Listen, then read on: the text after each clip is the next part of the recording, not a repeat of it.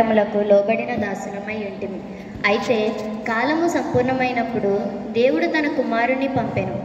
ఆయన స్త్రీ యందు పుట్టి మనము దత్తపుత్రులమును కావలనని ధర్మశాస్త్రమునకు లోబడి ఉన్న వారిని విమోచించుటకై ధర్మశాస్త్రముకు లోబడిన వాడాయను. మరియు మీరు కుమారులై యున్నందున నాయన తండ్రి అని మొరపెట్టి తన కుమారుని ఆత్మను దేవుడు మన హృదయంలోనికి పంపెను.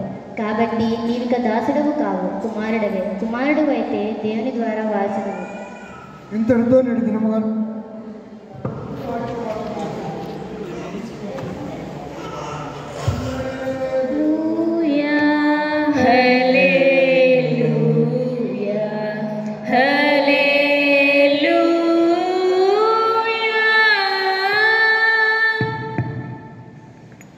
సువార్త వాక్య భాగము పరిశుద్ధుడైన లూకా రాసిన సువార్త 2వ అధ్యాయము 33వ వచనం నుంచి 40వ వచనం వరకు ఉన్నటువంటి భాగాన్ని చదువుగా విందాం. దయచేసి సంగమంతా లేచి నిలబడదాం. ఓ ప్రభువా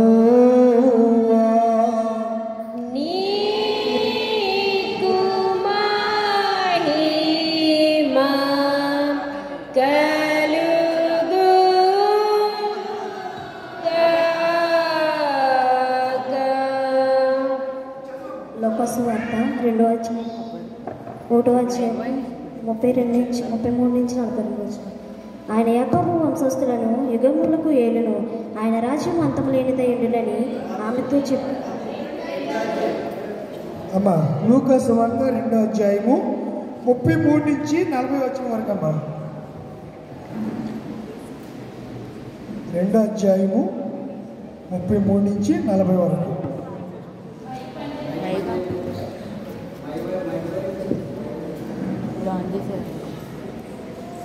యోసేపునకు ఆయన తల్లియు ఆయన గురించి చెప్పబడిన మాటలను విని ఆశ్చర్యపడి సియోను వారిని దీవించి, ఇదిగో అనేక హృదయాలోచనలు బయలుపరిచినట్లు ఇశ్రాయేలు అనేకులు భయపడుటకు తిరిగి లేచుటకు వివాదాస్పదమైన గురుకుగా ఆయన నియమించబడుచున్నాడు. మరియు నీ హృదయంలోనికి ఒక ఖడ్గము తీసుకుని పోవుదని ఆయన తల్లి అయిన మరియతో చెప్పాను. మరియు ఆ షోరు గోత్రికురాలను పనియేలు కుమార్తె అయినను అన్న ఒక ప్రవస్తి ఉండెను. ఆమె కన్యత్వం మొదట 7 ఏళ్ల పెనుమిటితో సంసారం చేయు బహుకాలం గడిచినదై 7వ నాది 4 సంవత్సరములు విధవరాలై ఉండి దేవాలయం విడువక ఉపవాసంతో ప్రార్థన రేయింబౌలు సేవ చేయుచుండెను. ఆమె కూడా ఆ గడియలోనే లోపలికి వచ్చి దేవునికి కొనియాడి యెరూషలేములో విమోచన కొరకు కనిపెట్టుకుని వారందరితో ఆయన గురించి మాట్లాడుచుండెను. అంతటి వారు ప్రభు ధర్మశాస్త్రము చెప్పున సమస్తము తీర్చిన పిమ్మట గలిలయలోని నజరేతు ఊరికి వెళ్ళెను. బాలుడు జ్ఞానముతో నిండుకొని ఎదిగి బాలము పొందుచుండెను. దేవుని దయ ఆయన మీద ఉండెను. ఎందుపరి ఇంతటితో నేడు దినము కొరకు ఏర్పాటు చేయబడిన పరిశుద్ధ సువార్త వాక్య భాగము ముగిస్తున్నది. ఓ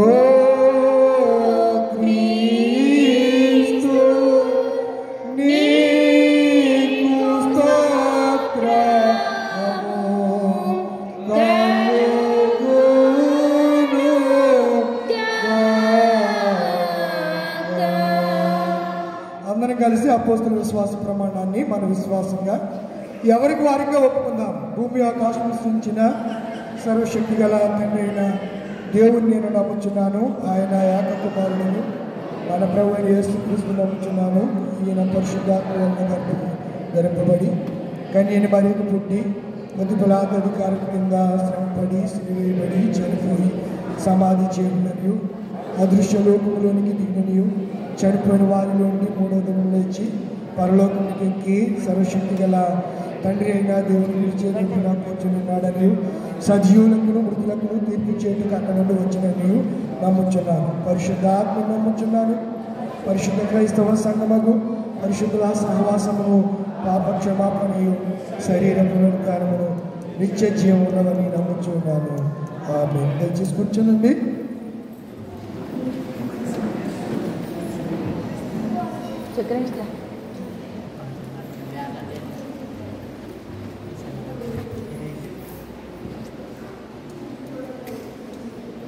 హలో సంగరాధన కీర్తన పుస్తకం నుంచి సిమియోని గీతాన్ని పాడుకుందాం. 125వ కీర్తన 125. ఈరోజు సువార్త వాక్య భాగం చదివిన దానికి సందర్భంగా ఇవ్వబడినటువంటి కీర్తన 125. మీరు చాలాసార్లు విన్నారు, పాడారు. మరొకసారి ఈ దినము ఆదివారం దినాన ఈ కీర్తన పాడుతూ 3వ శరణానికి లేచి నిలబడండి. 125 సిమియోను పాట. ఎవరి పాట? సిమియోను పాట. పాడండి. పాడతారు కదా ప్రభుత్వ సంస్కారం తిన్నప్పుడు. పాడండి.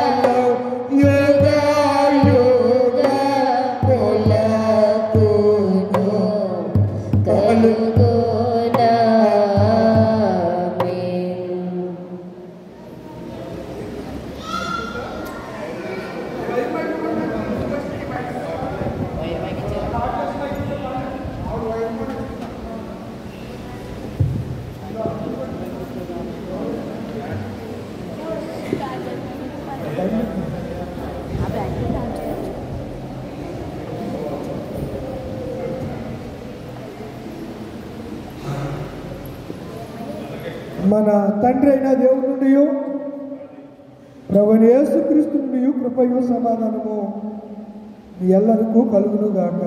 ఆమేన్. దయచేసి కూర్చోనండి. నెమ్మదిగా నిశ్శబ్దంగా చక్కగా దేవుని సన్నిధిలో వినయ భయభక్తులు కలిగిన వారే, శ్రద్ధాశక్తులు కలిగిన వారే కూర్చుని దేవుని వాక్యాన్ని 10 నిమిషాలు వినండి.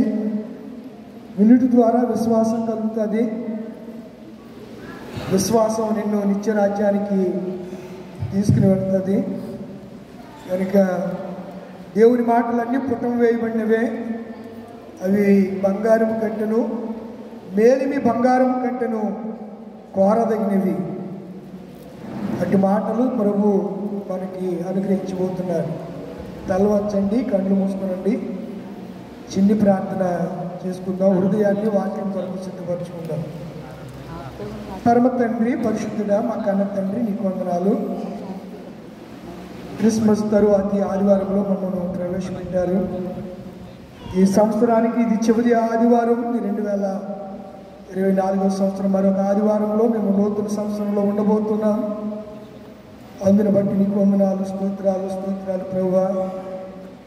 ఈ దినము చదువుబడిన లేఖనాల్లో నుంచి మీరు మాతో తేటగా స్పష్టంగా నాతో మాట్లాడు ప్రభువా. నీ వర్తమానాన్ని పంపించండి. నీ వాక్యము చేత నీ బిడ్డల్ని బలపరచండి. పితరులు మన్నాను తిని ఏ రీతిగా అయితే పోషించబడ్డారో, దేవదోహాత్మల ఆహారాన్ని ఏ రీతిగా అయితే వారు నైనా భుజించారో, అటు రీతిగా పరలోకము నుంచి వచ్చిన జీవాహారమైనటువంటి మీరు నీ వాక్యము శరీరధారి అయి కృపా సత్య సంపూర్ణిగా ఆ వాక్యము మా మధ్య నివాసం చేస్తుందని యోహాను చెప్పినట్లుగా నీ వాక్యము మా మధ్య ఉంది. నీ వాక్యమును తిని త్రాగువాడు ఎన్నటికి తప్పికొనడు అని మీ లేఖనాలు సెలవిస్తూ ఉన్నాయి. కనుక నీ వాక్యాన్ని ప్రభువా మేము భుజించడానికి కృప చేస్తున్నందుకు నీకు వందనాలు. కూడి వచ్చిన బిడ్డలందరినీ నన్ను నీ ఆత్మచేత అభిషేకించి 10 నిమిషాలు నీ మాటలు మాకు అనుగ్రహించమని యేసునామములో అడుగుచున్నాను పరమ తండ్రి, ఆమేన్. ప్రభునందు ప్రియమైన దేవుని పిల్లలారా, ఆ ఎర్ర మైక్ ఇవ్వండి, ఎర్ర కేబుల్ ఉన్న మైక్ ఇవ్వండి. మైకులు మైక్ పని చేయడం సరిగ్గా అనుకోతుంది. హలో, దేవుని నామానికి స్తోత్రం కలిగిన కాక మీ అందరికీ హృదయపూర్వక వందనాలు ప్రభు పేరట తెలియజేస్తున్నాను. చాలా సంతోషం. నేను దగ్గర నుంచి వెళ్ళిన తర్వాత ప్రార్థన చేసుకుంటున్నాను. 5:30 అది 6 అవుతుంది, 6 దాటేసింది. 6:30లో వాక్యాన్ని సిద్ధపడడానికి ప్రార్థన చేస్తున్నాను. సడన్గా ఫోన్ రింగ్ అయింది. ఫోన్ రింగ్ అయితే ఏంటని లిఫ్ట్ చేస్తే మా అబ్బాయి లిఫ్ట్ చేశాడు. ఎవరో మీతో మాట్లాడతారంట డాడీ అన్నాడు చిన్నబాబు. తీసుకుంటే కాలేజీలో అతనికి నేనే వేయించాను ఉద్యోగం. సెక్యూరిటీ సూపర్వైజర్ గోగులమండ వరప్రసాద్, పాలకొల్లు ఉంది. అసలు ఎటు ప్లేస్ శృంగరక్ష నుంచి పాలకొల్లు వెళ్ళిపోయి పాలకొల్లులో ఎడ్ల బజార్ పక్కనే పేట ఉంటుంది. ఎడ్ల బజార్ పక్కనే పేట ఉంటుంది. గోగులమండ వరప్రసాద్ పొద్దున్నే ఎక్స్పైర్ అయ్యాడంట. 4 గంటలకి వాళ్ళ మిస్సెస్ దుబాయ్లో ఉంది, వస్తుంది. వాళ్ళ పాప కూడా నేను చేసే కాలేజీలోనే సివిల్ ఇంజనీరింగ్ చేసింది. 3 కూతుళ్ళు అతనికి పెళ్ళిళ్ళు చేశాడు. మేబీ 55 ఇయర్స్ ఉంటాయి, అది వయసేం కాదు. ఎందుకు ఈ విషయం చెప్తున్నానంటే, కాలేజీలో మొగలో వినాయక టెంపుల్ ఉంటుంది. అరే పైకి ఉందా, ఇది పైకి ఉందా, ఒకసారి పైకి కట్ చేయి, మళ్ళీ అన్యులు బాధపడతారు. ఒక్కొక్కసారి గొట్టాలు పైకి ఆఫ్ చేయి, ఓకేనా. వినాయకుడే టెంపుల్. వాళ్ళు ఏమంటారంటే విఘ్నేశ్వర స్వామి అంటారు. ఆ టెంపుల్ ఉంటుంది కాలేజీ మెయిన్ గేటు దాటినట్టు పక్కన ఉంటుంది. అక్కడ వినాయక టెంపుల్లో వినాయక చవితికి 9 రోజులు వాళ్ళు ఉత్సవం చేస్తారు. నేను మెయింటెనెన్స్ డిపార్ట్మెంట్లో, ఇప్పుడంటే మెకానికల్ ఇంజనీరింగ్ డిపార్ట్మెంట్ టీచింగ్కి వెళ్ళాను. నేను నా టీచింగ్లో ఉన్నప్పుడు ఆ వినాయక టెంపుల్ దగ్గరే జనరేటర్ పవర్ హౌస్ ఉండేది. అందులో నా సీటు, అక్కడ కూర్చునేవాడిని మెయింటెనెన్స్ చూడడానికి. మీరు వచ్చారు కదా, సాల్మన్ రాజు గారికి తెలుసు. నేనుండే నా రూము అన్నీ ఆయన చూశాడు ఒకసారి తాపి పనికి వచ్చినప్పుడు. ఇప్పుడు ఆయన పేరు ఎందుకు చెప్తున్నానంటే, ఆయన వచ్చి చూశాడు కాబట్టి, ఆ ప్లేస్ ఆయనకి తెలుసు కాబట్టి ఆయన ఆ ప్రస్తావన తీసుకొస్తున్నాను, అంతేగాని వేరే విధంగా కాదు. అవి ఎదురుకుండా ఈ పూజలు పెడతారు కదా, ఇవి క్రిస్టియన్నే కానీ నామకార్థ క్రైస్తవుడు. అక్కడ శనగలు పెడతారు, దద్దోజనం పెడతారు. ఏం పెడతారు? దద్దోజనం పెడతారు, పులిహారి, ఏ హరి, అవన్నీ పెడతా ఉంటారు. వీళ్ళు ఈ సెక్యూరిటీ వాళ్ళు మళ్ళీ అందరూ ఇయ్యాలే. ఇక్కడ ఎవరో ఎంపీసీ లేరు కదా ఈ చర్చిలోను, సరే బాబు లేని పడిపోడు. అసలు ఇప్పుడు ఆంధ్రప్రదేశ్ అంతా తగలబడిపోతుంది. ఎవరెవరికి? మాదిగోళ్ళకి, మాలవాళ్ళకి. ఎంఆర్పిఎస్ దండోరా 15 రిజర్వేషన్ ఉండేది మంది. ఎంత? ఇప్పుడు దీన్ని మాదిగోళ్ళు ఏమంటున్నారంటే పైకి తీసేసావు కదా, 4 గ్రూపులు చేయమంటున్నారు. ఏ, బి, సి, డి. మీరందరూ బాగుపడిపోయారు. మాల కమ్యూనిటీలో మీరు అందరూ కూడా పెద్ద పెద్ద ఉద్యోగాలు, ఐఏఎస్ ఆఫీసర్లు, కలెక్టర్లు, ఎస్పీలు అయిపోయారు, ఇన్కమ్ ట్యాక్స్ ఆఫీసర్లు. ప్రతి సెక్షన్లోనూ ప్రతి డిపార్ట్మెంట్లోనూ మీ మాల కమ్యూనిటీ ఉద్యోగాలు చేస్తున్నారు. మాకేమీ లేదని 30 సంవత్సరాల నుంచి ఉద్యమం చేస్తూ ఉంటే మొన్న సుప్రీంకోర్టు రీసెంట్గా వాళ్ళకి తీర్పిచ్చింది. ఏమని? అనుకూలంగా తీర్పిచ్చింది. అది చేయడానికి మన బొల్లుబాబు తహతలు ఆడిపోతున్నాడు. వాళ్ళని మనం ఎప్పుడో జోషువా అన్నాడు, మాల మాదిగలు ఏకమైన నాడు రాజ్యం ఎలా కూలిపోవుని అన్నాడు జోషువా కవి, గుర్రు జోషువా. ఇప్పుడు వాళ్ళకి మనకి పెట్టేయాడు కుప్పడే. ఇంకా ఈ కానిచ్చి రణ కొట్టుకోవడమే. మొన్న జరిగింది, మన 15వ తారీఖునే విజయవాడలో పెద్ద బహిరంగ సభ జరిగింది. మాల కమ్యూనిటీకి సంబంధించినటువంటి పెద్ద సభ జరిగింది. అందులో ఈ సెక్యూరిటీలు కొంతమంది వాళ్ళు ఉన్నారు, కొంతమంది వీళ్ళు ఉన్నారు. వాళ్ళు తినేస్తున్నారు, వీళ్ళు తినేస్తున్నారు. ఏంటి? ఈ సూపర్వైజర్ వీడు కూడా తినేస్తున్నాడు. 6 అడుగులు ఉంటాడు. మీరు రాపాక వరప్రసాదం చూశారు కదా, రాజువాళ్ళు ఎమ్మెల్యే సేమ్ అదే ఫేస్, అలాగే ఉంటాడు మనిషి. ఆయన పేరు రాపాక వరప్రసాద్, ఏం గోధుమబండ వరప్రసాద్. ఓ రోజు తింటుంటే నాకు బాధేసి, నువ్వు క్రైస్తవుడు కదా, ప్రభుని నమ్ముకున్నా, చర్చికి వెళ్తావు కదా, ఆ తింటే ఇది తినకూడదు, తెలిసి తింటున్నావు, తినకూడదు నాయన అని చెప్పాను. ఆ యేసు ప్రభు కూడా అన్న దేవుడు లేకపోతే దేవుడే అని చెప్పి వాడు దేవుడు సువార్తను అంగీకరించలేదు. అంగీకరించుకోకుండా పోయాడు. ఇప్పుడు ఆయన ఎక్కడికి వెళ్తాడు?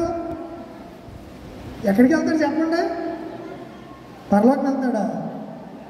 నన్ను బ్రతుకుండగానే దేవుడు జీవితాన్ని ఇచ్చినప్పుడు ఆ జీవితంలో సత్యాన్ని గ్రహించకపోతే, సత్యము అన్వేషించకపోతే, సత్యం ప్రకారం నడవకపోతే మనము చేరేది నిత్య నరకంలోనికే. సత్య మార్గంలో నడిస్తే, ఆయన మార్గంలో నడిస్తే వెళ్ళేది జీవ మార్గం అనే సంగతిని నేను జ్ఞాపకం చేస్తూ ఉన్నాను. కనుక రానున్న దినాల్లో పరిస్థితులు ఎలా ఉంటాయో తెలీదు. జాతుల మధ్య సమస్యలు వస్తూ ఉన్నాయి.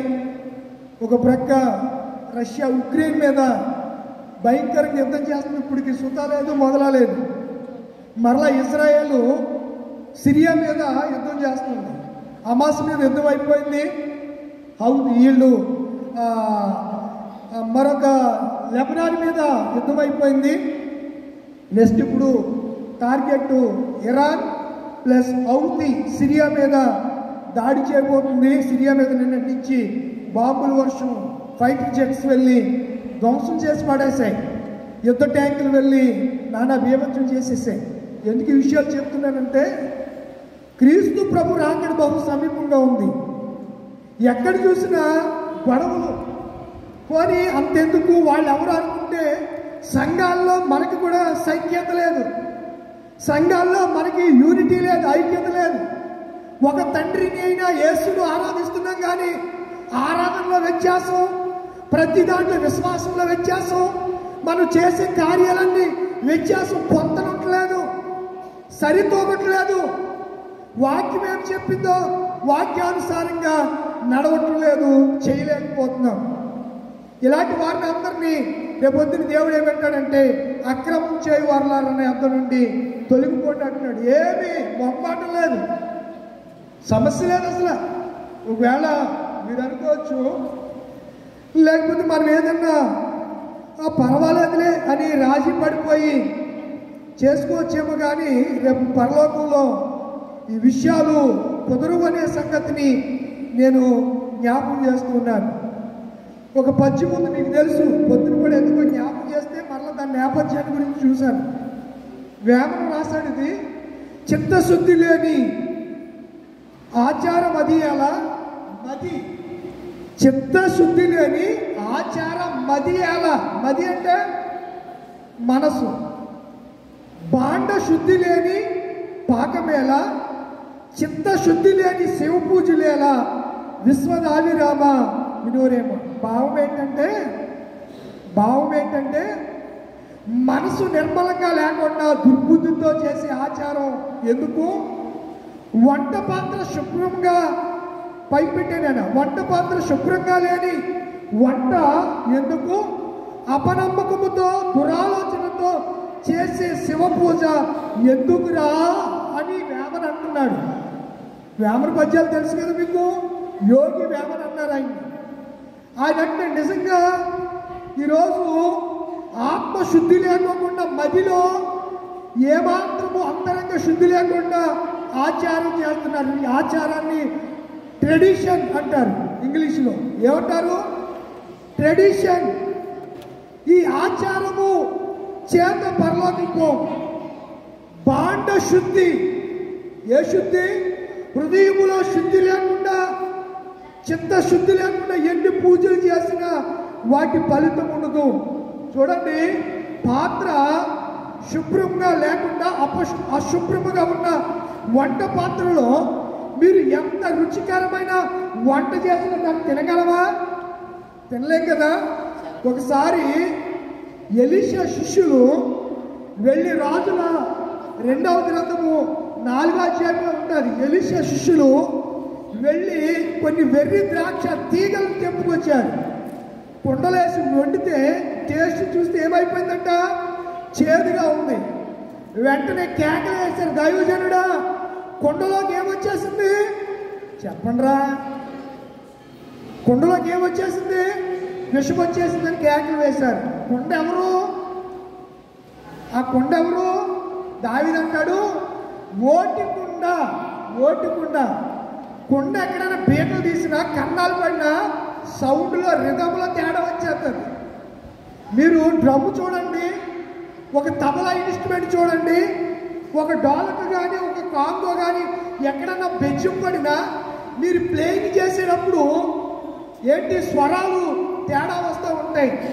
శబ్దం తేడా పలు శృతి తప్పేస్తూ ఉంటుంది, శృతి తప్పుతూ ఉంటుంది. మన కుండలు కూడా అలాగే ఉన్నాయి. కుండల్లో విషం ఉంది. ఆయన అంటాడు కదా, నరునికంట చెప్పండి, నరుమెల్లా విషమే, పాముకు నిలువెల్లా విషమే. పాముకు తలలోను, తేలుకు తోకలోను, నరునికి నిలువెల్లా పైనుంచి కింద దాకా విషమే. నీ మాటలు ఎందుకు మాటలు చెప్తున్నానంటే మీకు అర్థమవుతుంది. ఇప్పుడు సిమ్యోను, హన్నా అనే 2 ప్రవక్తలు ఉన్నారు. ఒక ఆయన ప్రవక్త, ఒక ఆయన ప్రవక్తి చిన్న వయసులో పెళ్లి చేసుకుంది. 80 సంవత్సరాలు అయిపోయింది. దేవుడి కొరకు ఎదురు చూస్తుంది. సిమ్యోను ఉన్నాడు అని యెరూషలేములో యాజకుడు, రక్షకుడు యేసును చూచే వరకు అతడు మరణము పొందడని వాగ్దానం ఉంది. ఈ హన్న ఆషేరు గోత్రికురాలు. హన్న ఏ గోత్రికురాలు? రే పిల్లలు కొంచెం జాగ్రత్తగానండి, సబ్జెక్ట్ మీకు చెప్తాను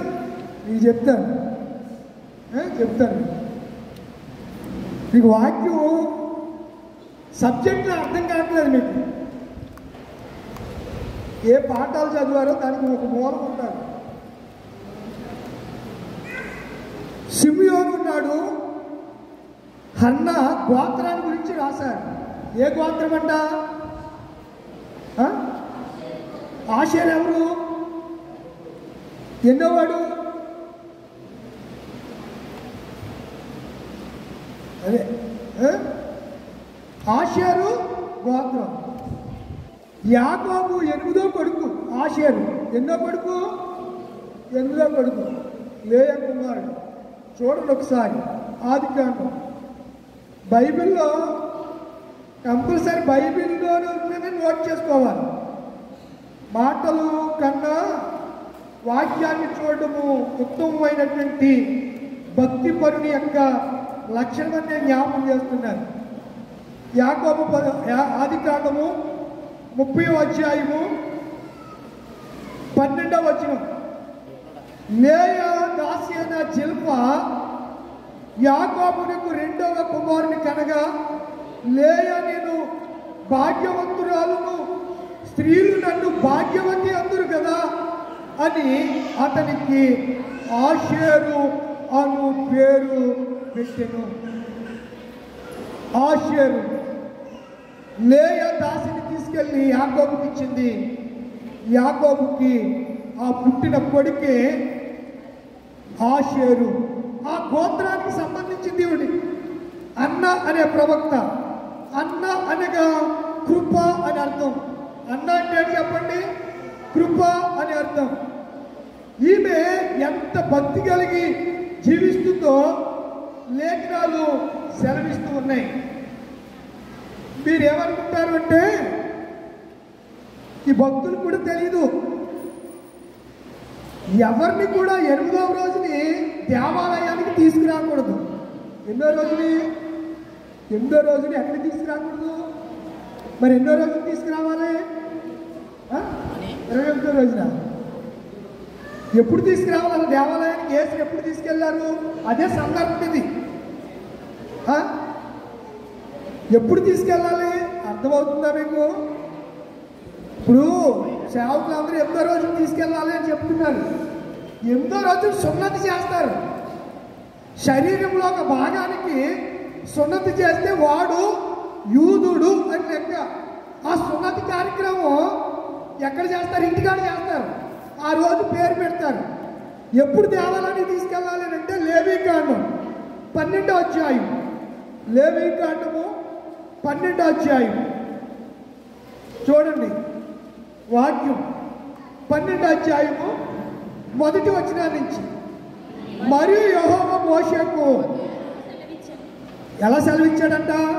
ఇలా చెప్పాడు. ఎవరితోని? ఇశ్రాయేలుతో ఇట్లనము, ఒక స్త్రీ గర్భవతి అయి మగపిల్లని కన్న ఎడల. ఏ పిల్లవాడంట? మగ పిల్లవాడిని కంటే ఆమె 7 దినములు పురిటాలై ఉండవలెను. ఎన్ని రోజులు ఉండాలంట? 7 రోజులు పురిటాలై ఉండాలి. తర్వాత ఆమె తాను ముట్టుదై కడగా నుండు దినములు లెక్కను బట్టి పురిటాలై ఉండవలెను. 8వ దినమున బిడ్డకు సున్నతి చేయింపవలెను. సున్నతి ఎప్పుడు చేయించాలి? 8వ దినాన్న. ఆమె తన రక్తశుద్ధి కొరకు 33 దినముల నుండి. ఎన్ని రోజులు ఉండాలి? మందిరానికి కొడుకుని తీసుకుని రావాలంటే ఎన్ని రోజులు ఆగాలి? 33 దినములు. తన రక్షణ శుద్ధి కొరకు దినములు సంపూర్ణ మగు వరకు ఆమె పరిశుద్ధమైన దేనినైనా ముట్టకూడదు, పరిశుద్ధ స్థలంలో ప్రవేశింపకూడదు. ఎక్కడికి రాకూడదు? ఇదే స్థలం ఇది. ఇక్కడికి రావచ్చా? ఎన్ని దినాల దాకా రాకూడదు? మగపిల్లల కన్నా ఆ స్త్రీ 33 రోజుల దాకా రావడానికి లేదు. యేసు ప్రభు వారు పుట్టింది ఎక్కడ? బెత్లెహేములో. యెరూషలేముకు 10 కిలోమీటర్ల దూరం. మైళ్ళు అయితే 8 మైళ్ళు. ఆ బెత్లెహేములో యేసు ప్రభు వారు జన్మించారు. అక్కడి నుంచి వారు యెరూషలేముకి తీసుకురా 33వ దినాన్న వారు తీసుకువచ్చారు. ఇప్పుడు రండి లూకా సువార్త 2వ అధ్యాయం. లూకా సువార్త 2వ అధ్యాయం 21వ వచనం. ఆ శిశువునకు సున్నతి చేయవలసిన 8వ దినం వచ్చినప్పుడు గర్భమందైన పడక మునుపు దేవదూత చేత పెట్టబడిన యేసు అని పేరు వారు ఆయనకు పెట్టిరి. అక్కడ ఫుల్ స్టాప్ ఉందా? కామా ఉందా? 8వ దినాన్ని యేసుకి ఏం పెట్టారు? పేరు పెట్టారు. ఏ పేరు? దేవదూతతో చెప్పబడిన గర్భమందు ఆయన పడక మునుపు చెప్పినటువంటి పేరు యేసు అనే పేరు మరియా యోసేపులు ఆయనకు పెట్టారు. 22వ వచనం. మోషే ధర్మశాస్త్రం చెప్పిన వారు తమ శుద్ధి చేసుకున్న దినములు గడిచినప్పుడు 33 రోజులు గడిచినప్పుడు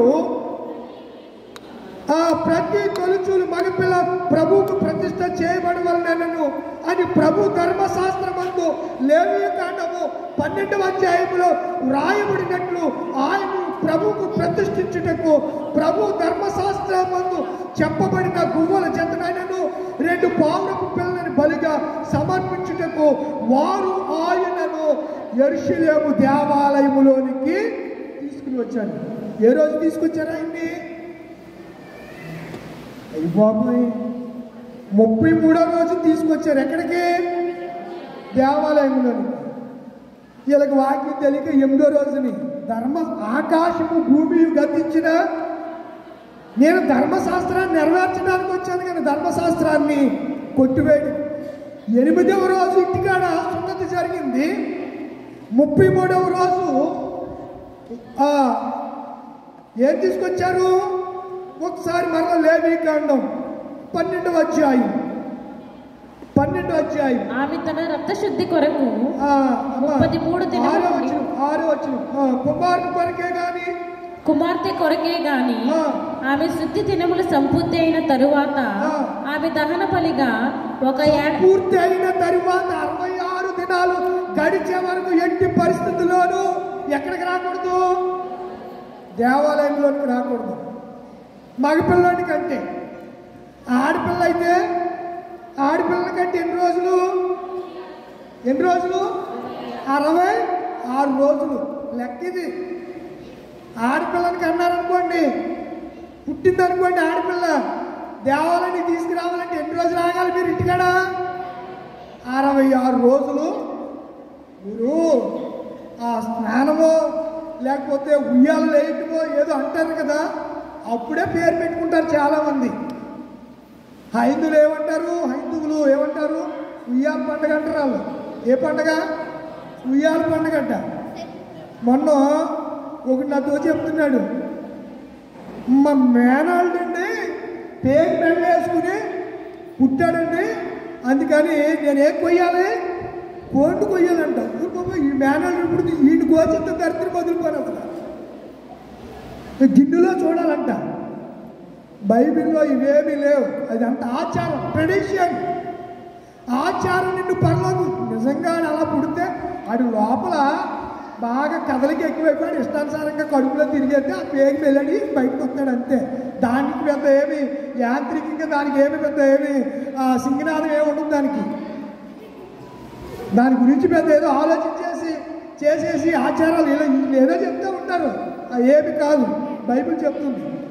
అయితే వాళ్ళు పేద దహన బలిగా ఒక ఏడాది గొర్రె పిల్లను, పాప పరిహార బలిగా ఒక పావురపు పిల్లనైనను, తెల్ల గువ్వనైనను ప్రత్యక్షపు గుడారము యొక్క ద్వారమునకు యాజకుని యొద్దకు తీసుకురావాలి. ఇప్పుడు మరియా యోసేపులు 66 రోజులు అయిపోయిన తర్వాత ఎక్కడికి వెళ్ళారు చెప్పండి రా?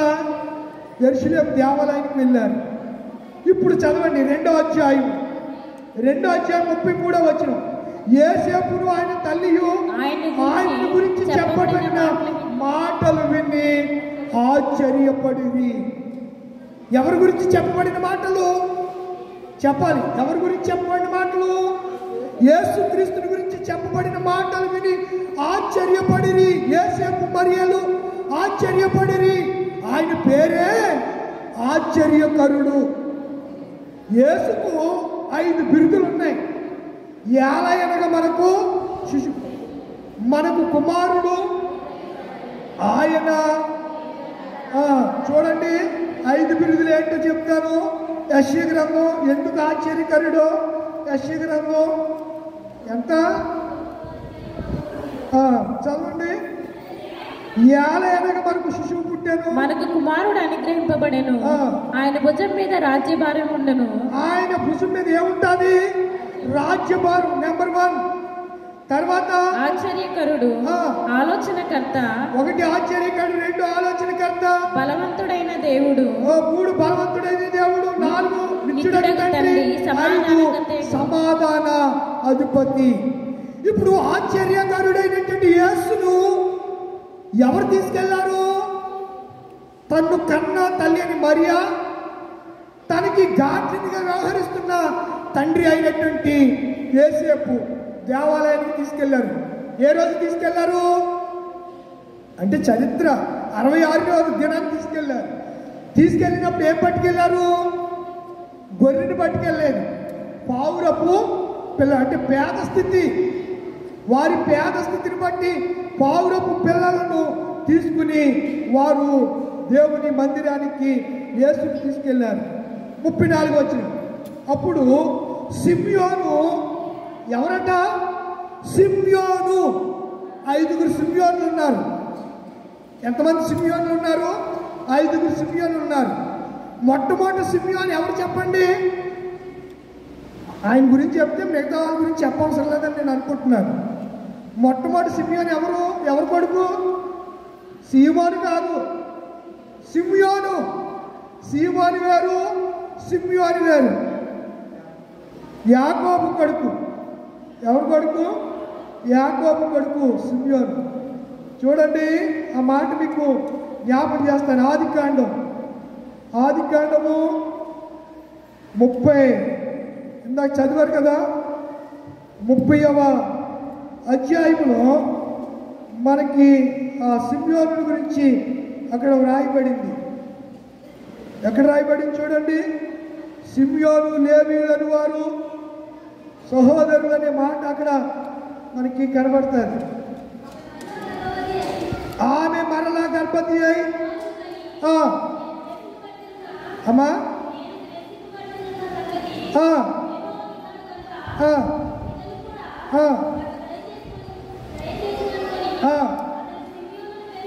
అతనికి సిమ్యోను అను పేరు పెట్టింది. అమ్మ నేను నాకు రిఫరెన్స్ దొరకలే, చెప్పాను కదా. ఎక్కడ ఏం చదువు? ఎక్కడ ఎన్నో వచ్చిన? 30, 29, 33. వెరీ గుడ్, మంచోళ్ళరా మీరా. ఆమె మరలా గర్భవతి కుమారుడు కానీ నేను ద్వేషించబడిన సంగతి యెహోవా విని ఉన్నాడని ఇతనిని కూడా నాకు దయచేసి అనుకుని అతనికి సిమ్యోను 2వ కొడుకు. రూబేను పెద్దవాడు, 3వవాడు 2వవాడు సిమ్యోను, 3వవాడు లేవి, 4వవాడు యూదా, 5వవాడు దాను, 6వవాడు నఫ్తాలి, 7వవాడు గాదు. ఇంకా చెప్పనా? అన్న పేరు తెలుసు కదా. ఇలా సిమ్యోను ఎన్నోవాడు? యాకోబు కొడుకులో సిమ్యోను ఎన్నోవాడు చెప్పండి? 2వ కొడుకు. ఈ సిమ్యోను పేరు కొత్త నిబంధనలో మరొక సిమ్యోను ఉన్నాడు. ఈ సిమ్యోను యాకోబు కొడుకు. గోత్రకర్తలలో ఒక గోత్రకర్త సిమ్యోను. ఇక్కడ ఈ సిమ్యోను యాజకుడు. ఈ సిమ్యోను లూకా సువార్తలో మనం చదువుకునేటువంటి సిమ్యోను యాజకుడు అనే సంగతిని జ్ఞాపకం చేస్తున్నారు.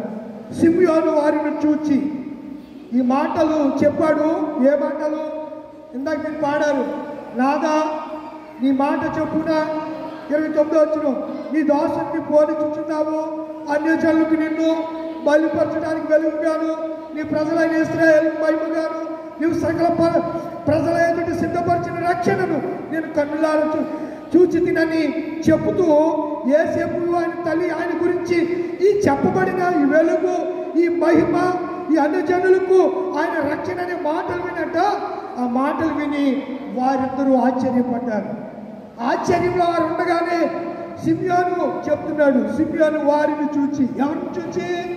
యేసేపు మరియలను చూచి, ఇదిగో అక్కడ అడ్డగీతుంది, ఇదిగో అనేక హృదయాలోచనలు బయలుపడినట్లు ఇశ్రాయేలులో అనేకులు పడుటకును తిరిగి లేచుటకును వివాదాస్పదమైన గుర్తుగా ఈయన నియమింపబడ్డాడు. అనేకులు పడుటకును లేచుటకును వివాదం. యేసుక్రీస్తు ఒక వివాదం అయిపోయాడండి. యేసు ప్రభు వారి చరిత్రలో లేడని వాడు ఒకడు డిచ్కి బాబా అని ఒకడు ఉంటాడు సోషల్ మీడియాలో. ఏ బాబాడు? డిచ్కి బాబా. ఆడు ఆ యేసుక్రీస్తు దేవుడు ఏంటంటాడు. ఇంకొకడు ఉన్నాడు కరుణాకర్ సుగుడు, ఆడిపోయారు. ఆడో ఎన్నవాడు. ఇంకా ఇలా రకరకాల ఈ సైద్ధాంతికమైనటువంటి అసలు యేసుక్రీస్తు చరిత్రలో లేడు అంటున్నాడు. మరి నువ్వు తారీఖు ఎలా వేస్తున్నావు? దౌర్భాగ్యం అంటే చెప్పలేడు దానికి. నువ్వు ఈరోజు 2024 29 సంవత్సరం డిసెంబర్ నెల 29వ తారీఖుని నీ డాక్యుమెంట్లో కానీ నీ పుట్టినరోజుని కానీ ఎలా లెక్కిస్తామంటే ఆడి దగ్గర ఆధారం లేదు. ఓ గాంధీ పుడితే తారీఖు లెక్కించలేదు. ఎక్కడో రష్యా దేశంలో ఒక లెనిన్ పుడితే ఆ తారీఖును లెక్కించలేదు. గ్రీసు దేశంలో ఒక అలెగ్జాండర్ పుడితే తారీఖు లెక్కించలేదు. రోములో ఒక సీజర్ అగస్టిన్ పుడితే చరిత్రను లెక్కించలేదు. ఎవరు పుడితే చరిత్ర లెక్కించబడింది? యేసుక్రీస్తు. చరిత్రలో ఉన్నవాడు నా యేసయ్య. చరిత్రను తిరగరాయలేదు, చరిత్రనే రెండుగా డివైడ్ చేసిన వాడు నా యేసయ్య.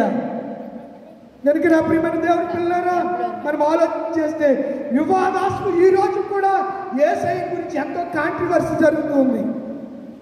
యేసు ప్రభుని గురించి ఇప్పటికి కూడా సమాజంలో, సొసైటీలో ఎంతో దౌర్భాగ్యమైనటువంటి ప్రచారం జరుగుతుంది. కానీ నేను నమ్మిన, మనము నమ్మిన మన దేవుడు పరిశుద్ధుడు. ఆయన పరిశుద్ధుడు మనం రక్షించడానికి వచ్చిన సేవియర్, రక్షకుడు ఆయన. సిమియోను వారిని చూచి అనే హృదయాలు అని చెప్తూ వివాదాస్పద గుర్తుగా ఈయనగా యేసును నియమింపబడి ఉన్నాడు.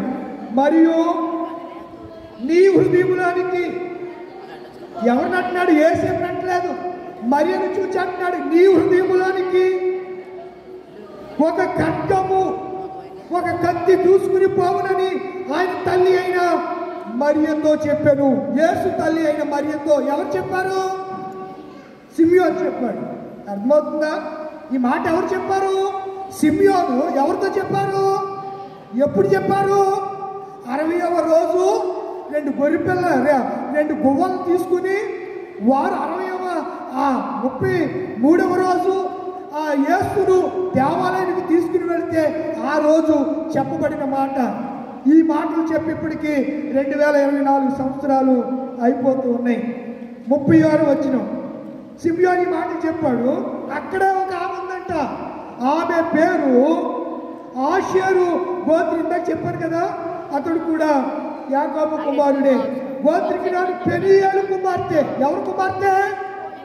పెనూయేలు అనగా దేవుని ముఖము అని అర్థం. పెనూయేలు అనే మాటకు దేవుని ముఖం, హన్న అనే మాటకు దేవుని కృప అని అర్థం. మనం ఇలా ఆలోచన చేస్తూ పోతే అను ఒక ప్రవక్తి ఉండెను. ఆమె ఏత్వం. ఈ దినాల్లో అనేకులు తమ కన్యత్వాన్ని పాడు చేసుకుంటున్నారు. ఆ దినాల్లో అబ్బా ఏం అద్భుతమైన మాట అండి. కృపకా గురించి కూడా కన్య అనే మాట, ఆమెను ఏ పురుషుడు కూడలేదనే మాట ఉంటుంది. ఎక్కడుంది? ఆదికాండం 24వ అధ్యాయంలో ఆమె కన్యక, ఆమె చక్కనిది, ఏ పురుషుడు ఆమెను కూడలేదు. ఆమె చురుకైనది, ఎన్నో గుణలక్షణాలు కలిగినటువంటి మన తల్లి రెబెక్కమ్మ. ఇక్కడ కన్యత్వాన్ని గురించి ప్రస్తావన వచ్చింది కనుక ఆ మాట చెప్పారు. ఆమె కన్యత్వము మొదలు 7 ఏళ్ళు పెనిబట్టితో కన్యకలో ఉన్నప్పుడు పెళ్ళయింది. పెళ్ళైకి ఎన్ని సంవత్సరాలు సంసారం చేసిందంట? సంసారం అంటే ఏంటి? కాపురం అంటే ఏంటి? చెప్పరేంటి? అక్కడ ఉంది, నేనేం సొంతంగా ఏం చెప్పట్లా. సంసారం అంటే ఏంటి? కాపురం అంటే ఏంటి? తెలుసా? తెలీదా? సంసారం అంటే భార్య భర్త కలిసి పిల్లలు పుట్టించేదాన్ని సంసారం అంటారు. కాపురం అంటే అన్నీ ఎచ్చావేడి అన్నీ తెచ్చుకుని ఇంట్లోకి ఏం కావాలో భర్త చూసేదాన్ని కాపురం అంటారు. అది కాపురం. పగలు చేసేది కాపురం, రాత్రి చేసేది సంసారం. మా ప్రభుదాస్ గారు అనేవాడు, ఆ రేచేటటువంటి వాడు పుట్టాడంటే ఎందుకు పుట్టాడు అని దిర్శమర్లు అడిగాడంటే ఎవరినో. మైలాబత్తుల ప్రభుదాస్ మీకు తెలిసే ఉంటుంది. మైలాబత్తుల ప్రభుదాస్ గారు దిర్శమర్రు, ఏమర్రు? దిర్శమర్రు అడిగారంట వాళ్ళ ఊరిలో. అడిగితే వీడు పగలు చేశాడు, అందుకే పగల సంసారం చేశాడు, అందుకే వీడు రేచేటటువంటి పుట్టాడు వీడికి అన్నాడంట. పెద్ద గొడవ అయిపోయిందంటండి, పెద్ద గొడవ అయిపోయిందంట. మరి బాబు నేను అందుకు కాదు అన్నది, వాకి చెప్పింది పగలేమో కాపురం చేయాలి, రాత్రులు సంసారం చేయాలి అని తర్వాత దానికి వివరణ ఇచ్చారంట. నేను ఈ మాట ఎందుకు బైబిల్లో ఆ మాట కూడా ఉంది. నా భర్త నాతో కాపురము చేయును అని అనుకుంది. ఎవరు? లేయ అనుకుంది. అనుకుని నువ్వు వస్తావా సత్తావా ఈ రాత్రి అంది. ఎవరిని? యాకోబు. ఆదికాండం 30లో ఉంది. అది కాపురం. ఆ సంసారానికి రమ్మంది. కాపురం అంటే పగలు. ఈయన గారు రాత్రినేమో రాహేల్ దగ్గర ఉంటున్నాడు, పగలేమో లేయా దగ్గర ఉంటున్నాడు. ఎవరు చెప్పరేంటిలా? యాకోబు. పగలేమో లేయా దగ్గర ఉంటున్నాడు. రాత్రి అయినప్పటికీ సుందరం ఉంది కదా, సుందరం ఎవరు? రాహేల్. అక్కడికి వెళ్ళిపోతున్నాడు. రోజుకి కోపం వచ్చేసి పక్కన పిల్లలు కలుగుతున్నారు, నువ్వు ఇవాళ రాకపోతే ఈ పని అయిపోయింది అంతే, నువ్వు ఇవాళ కనుక రాకపోతే ఇలా కుదరదు అని చెప్పి తన భర్తను లేయా తన ఇంటిలోనికి తీసుకెళ్ళిందని ఆదికాండం 30లో ఉంది. ఈ అన్న 87 సంవత్సరాలు, పెళ్ళయ్యాక 7 సంవత్సరాలు ఏం చేసింది చెప్పండి? సంసారం చేసింది. తరువాత సంసారం బహుకాలము గడిచింది. 84 సంవత్సరాలు విధవరాయలై ఉండి దేవాలయమును విడువక ఉపవాస ప్రార్థనలతో రేయుంబగుళ్ళు సేవ చేయుచుండెను. ఆమె కూడా ఆ గడియలోనే, ఏ గడియ? యేసు ప్రభు వారిని మరియా యేసేపులు తీసుకుని వస్తే సిమ్యోను చెప్పిన సంగతులన్నీ విని ఆ గడియలోనే ఆ లోపలికి వచ్చి దేవుడిని కొనియాడింది. మనం పాడదాం ఒకసారి. కొనియాడదరమే నిన్ను కోమల హృదయ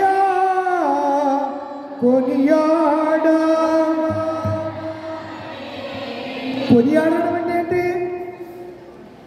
చెప్పాలి? కొనియాడు మీనింగ్ చదువుకున్న వాళ్ళు, సండే స్కూల్ టీచర్ అమ్మా, కొనియాడడం అంటే ఏంటి? వినలేదు నువ్వు, ఏదో సంభాషణ ఇట్టావు. మీ అక్క నువ్వు ఇంటికాడ మాట్లాడుకుంటున్నది ఏంటి? కొనియాడడం అంటే ఏంటి మీనింగ్? కొనియాడడం పాడారు కదా, ఇక్కడ కూడా ఆమె కొనియాడింది కదా. ఆమె ఆ గడియలోనే లోపలికి వచ్చి దేవుడిని కొనియాడి పాడారు కదా. మనం పాడుకుంటాం కదా, కొనియాడదరమే నిన్ను. కోమలం అంటే మృదుత్వం అని. కోమల మృదువైన మనసు కలిగిన వాడా, కోమల హృదయ మంచి మనసు కలిగిన వాడా, కొనియాడదరమే నిన్ను. శరపూలు పరలోకములో దేవుడి దగ్గర ఉండే వాటిని ఏమంటారు? కెరపూలు. ఈ భూమి మీద సంచరించేవి శరపూలు. కెరపూలు, శరపూలు, మరి గణములు. దూతలు ఆ ప్రచారం చేస్తూ ఉంటారు అటు నుంచి ఇటు వరకు. అంటే 3 విభాగాలు ఉంటాయి దేవుడి సన్నిధిలో.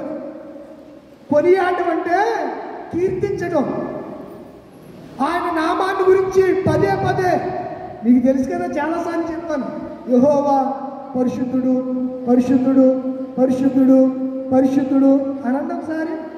నేను పరిశుద్ధుడు అంటే మీరు పరిశుద్ధుడు అనండి. పరిశుద్ధుడు పరిశుద్ధుడు పరిశుద్ధుడు అంటే ప్రతి గానం ఆపోజిట్ గానం కాదు. గానము ప్రతి గానం చేత కెరపులు, శరపులు, మరిదూత గణములు ఆయన ఏం చేస్తున్నాయంట? కొనియాడతారు. వేణోళ్ళ కొనియాడినా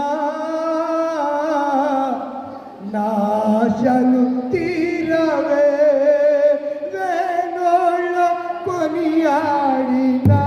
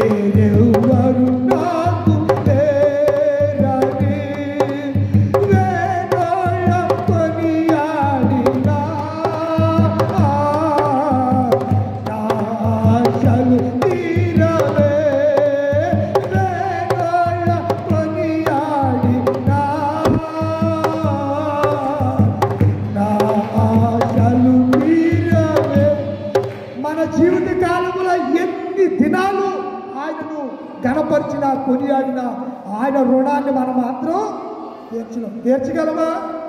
పాపినైన నన్ను రక్షించడానికి నా పరలోకపు తండ్రి ఈ లోకానికి ఆయన ఒక దీనుడిగా, ఒక దరిద్రుడిగా వచ్చి ఈ లోకంలో ఆయన చేసిన సాక్రిఫైస్ కానివ్వండి, ఆయన చేసిన త్యాగం కానివ్వండి, దానిని నోరారా మనము కొనియాడడానికి మన జీవిత దినాలు సరిపోవు అనే సంగతిని జ్ఞాపకం చేస్తున్నాడు. కొనియాడడం అంటే అది గణపరచడం.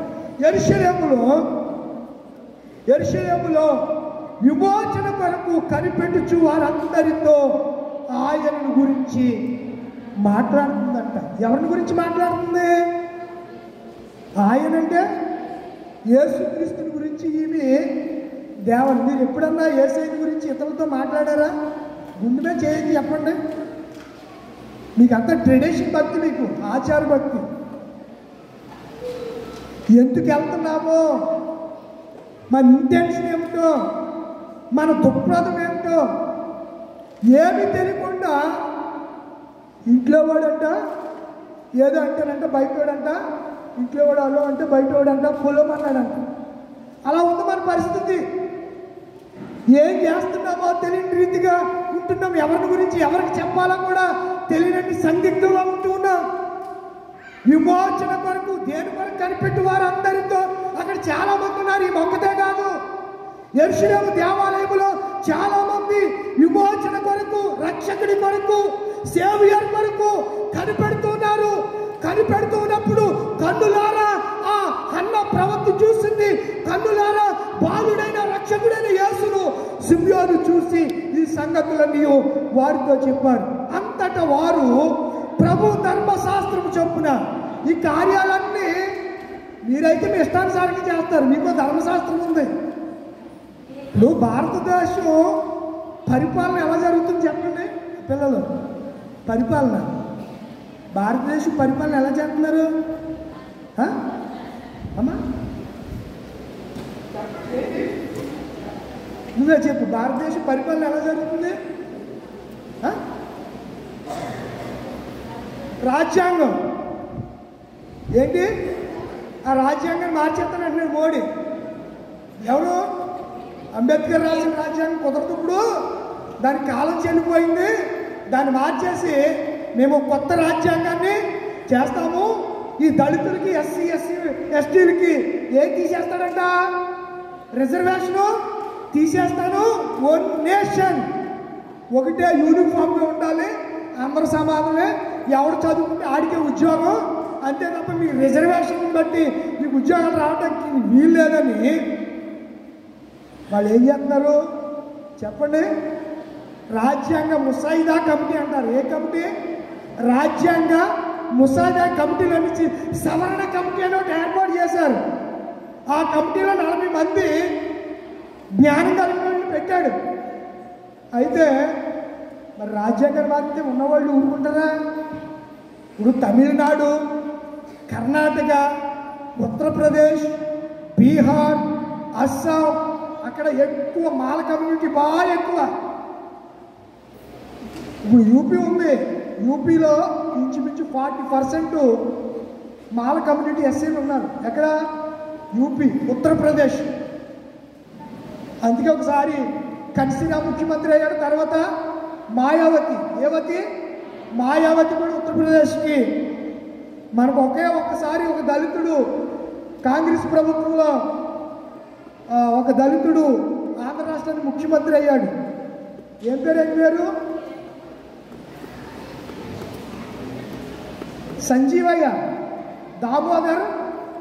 చెప్పండి, దామోదరు. మా కాలేజీ ఎస్టాబ్లిష్ 1980లో శంకుస్థాపన చేసింది, పునాది వేసింది ఆయనే. అప్పుడు ఆయన ముఖ్యమంత్రి. తర్వాత జంగలరావు అయ్యాడు. ఒకే ఒక దళితుడు ఈ ఉమ్మడి రాష్ట్రానికి ఒకేసారి ముఖ్యమంత్రిగా చేశారు. అప్పటి నుంచి ఇప్పుడు ఎవరు కూడా ఆ సీట్లో ముఖ్యమంత్రి హోదాలో ఈ కమ్యూనిటీలో ఎవడు కూడా ముఖ్యమంత్రిగా అందరూ చౌదరి, ఈ రెడ్లు తప్ప ఇంకా వేరే క్యాస్ట్ ఎవడు ఇప్పటి వరకు ముఖ్యమంత్రి స్థానాన్ని అధిరోహించినది తెలుసా? వాస్తవం అన్నది వాస్తవం. మనం ఇక్కడ ఆలోచన చేస్తే ఆ ధర్మశాస్త్రం చొప్పున ఇప్పుడు రాజ్యాంగం ఉంటుంది, రాజ్యాంగం ప్రకారమే పరిపాలన చేయాలి. అలాగే ధర్మశాస్త్రం దేవుడు ఇదేంటి చెప్పండి, ఇది ధర్మశాస్త్రం ఇందులో ఏదంటే అదే చెప్పాలి. సొల్లు కబుర్లు, నేను అభిషక్తుని పెద్ద పుడింగిని అంటే నువ్వు క్రీస్తు విరోధి. ఈ మధ్య నీ మాట్లాడి నాకు ఒళ్ళు బీపీ రేజ్ అయిపోతుంది. నా సంగతి వాళ్ళకి తెలియగలకే. అక్కడ చూడండి ఏం రాయబడి ఉందో చూడండి. పరిశుద్ధ గ్రంథంలో యోహాను సువార్త 1వ అధ్యాయము. ధర్మశాస్త్రం ఏం చెప్తుంది? యోహాను సువార్త 1వ అధ్యాయము 19వ వచనం. మనం కూడా చెప్పాను, నీవెవడవని అడుగుటకు యూదులు యెరూషలేము నుండి యాజకులను లేవీయులను యోహాను వద్దకు పంపినప్పుడు అతడిచ్చిన సాక్ష్యం ఇదే, అతడు ఎరుగననక ఒప్పుకొనేను క్రీస్తును కానని ఒప్పుకొనేను. క్రీస్తు అని 3వ అంకెసి కింద ఏమనుంది? ఏమనర్థం? ఎవడన్నా నేను అభిషక్తుడిని అంటే అది క్రీస్తు అని చెప్పుకుంటున్నట్టు లెక్క. అక్కడ చాలా మంది అంగీ వేసుకుంటే అభిషక్తుడా అలా చెప్తుంటే మీరు కూడా అదే నిజమో అవి బాబు అభిషక్తుడండి, దేవుడు తొక్క తీసేస్తాడు ఒక్కొక్కడిని ఏంటి అనుకుంటున్నారు వాళ్ళు. అక్కడ క్లియర్గా బైబిల్లో రాయబడి ఉంది. ఇంకో మాట చెప్పనా యేసు ప్రభువే స్వయంగా చెప్పిన మాట చెప్తాను చూడండి, ఆశ్చర్యపోతారు మీరు. యేసు ప్రభు వారు స్వయంగా చెప్పిన మాట మత్తయి సువార్త 24వ అధ్యాయము 23వ వచనం. బైబిల్ అంటే సొల్లు బొల్లు కవులు కాదు, క్రీస్తు నేర్పుకున్న అల్లు చెప్పడం కాదు. చూడు చదువు.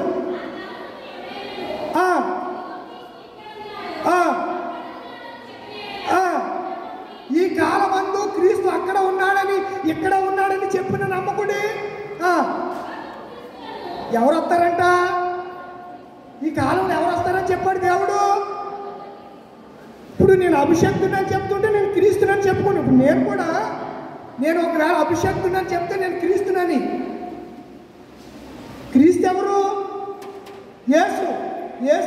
క్రీస్తు అంటే అభిషక్తుడు అంటే క్రీస్తు. ఇంకెవడు అభిషక్తుడు లేడు. పాయింట్ అట్టుకోండి, ఇంటికెళ్ళి చదవండి రెఫరెన్స్. ఆ మత్తయి సువార్తలో స్వయంగా యేసు ప్రభు చెప్పిన మాట 27:24-5లో కూడా చూడండి ఒక మాట రాయబడి ఉంటుంది. ఏ చెప్తారంట? ఎవరు వస్తారంట? అనేకులు. ఇంకేంటంటే ఎంత క్లియర్గా వాక్యం చెప్తుంటేనా. అనేకులు వచ్చింది యేసు ప్రభు పేరునే. ఇప్పుడు సేవకు వచ్చేవాడు అందరూ దేవుడు అని పిలిచాడు అందుకే వచ్చాడని ఎదసో చెప్పేస్తున్నారు. 2 లక్షలు ఇవ్వడం, ప్యారిస్ రావడం, దేవుడు పిలిచాడా నిన్ను?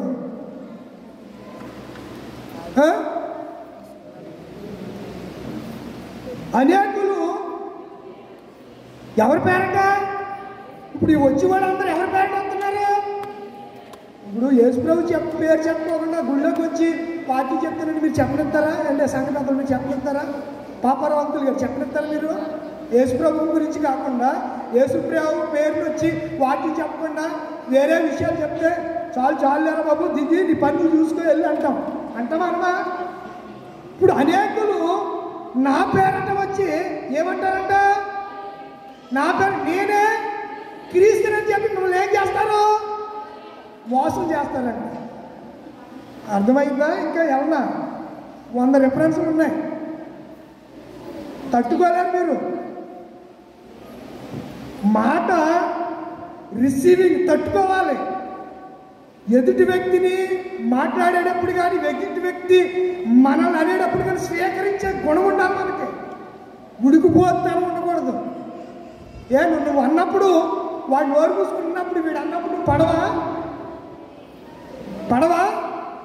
పడాలంటే పడని వాడు సేవకు పనికిరాడు. మనం పోసి ఈయన మొన్న స్టేజ్ మీద నన్ను ఏదో అన్నాడు. ఏమన్నాడు మీరు విన్నారు కదా? నేను అన్నాను క్రీస్తు పుట్టిన నాటికి ఉందండి, 1 గంట అయిపోతుంది కదా వేద్దాం. సర్లే నీ చేతిలో మైక్ ఉంది, నువ్వు చెప్పు రేపు వేద్దామండి. మీరు చెప్పండి, నీ చేతిలో మైక్ నన్ను చెప్పమండి. నువ్వు చెప్పాలి, నడిపిస్తున్నా కదా నువ్వు చెప్పాలి. ఇప్పుడు నేను కాదు కదా నడిపించింది, మైక్ నీ చేతిలో ఉంది, పాటలన్నీ చెప్పింది నువ్వు చెప్పు మీరు చెప్పు, నేనేది చెప్తాను, నీ చేతిలో ఉంది. రేపు పొద్దున్న 25వ తారీఖుని పిల్లలు సండే స్కూల్ పిల్లలు క్రిస్మస్ నాటికేస్తారని చెప్పలేదండి. మనము ఏదైనా అన్నప్పుడు థింకింగ్ అవసరం అండి. అనేటప్పుడు చాలా జాగ్రత్తగా అనాలి. నాకు కండ ఉంది, వెనకాల అండ ఉంది అని అనుకుంటే అండ మీద పడుతుంది అంతే. నాకు కండ ఉంది, వెనకాల అండ ఉందంటే అండ మీద పడుతుంది. యెషయా గ్రంథం 56వ అధ్యాయంలో ఇదిగో మూడు పడుటకు అండ సిద్ధముగా ఉంది అనే మాట అక్కడ రాయబడింది. కనుక క్రీస్తు ఒక్కడే. క్రీస్తులు ఎంతమంది? ఒక్కడే. అభిషక్తుడు ఎంతమంది? ఒక్కడే. అభిషక్తుడు ఒక్కడే, క్రీస్తు ఒక్కడే, మన అందరికీ తండ్రి అయిన దేవుడు ఒక్కడే. సెకండ్ పర్సన్ లేదండి. ద్వితీయుడు లేనివాడు, అద్వితీయుడైన. మనం పాడతాం కదా, ఆది అంతము లేని దేవుని తనయుడు. ఆది అంతము లేని దేవుని తనయుడో యమ్మా, ఆదాము దోషమునకు అడ్డుపడెనమ్మా. పాడండి, నిద్రపుచ్చండి అండి.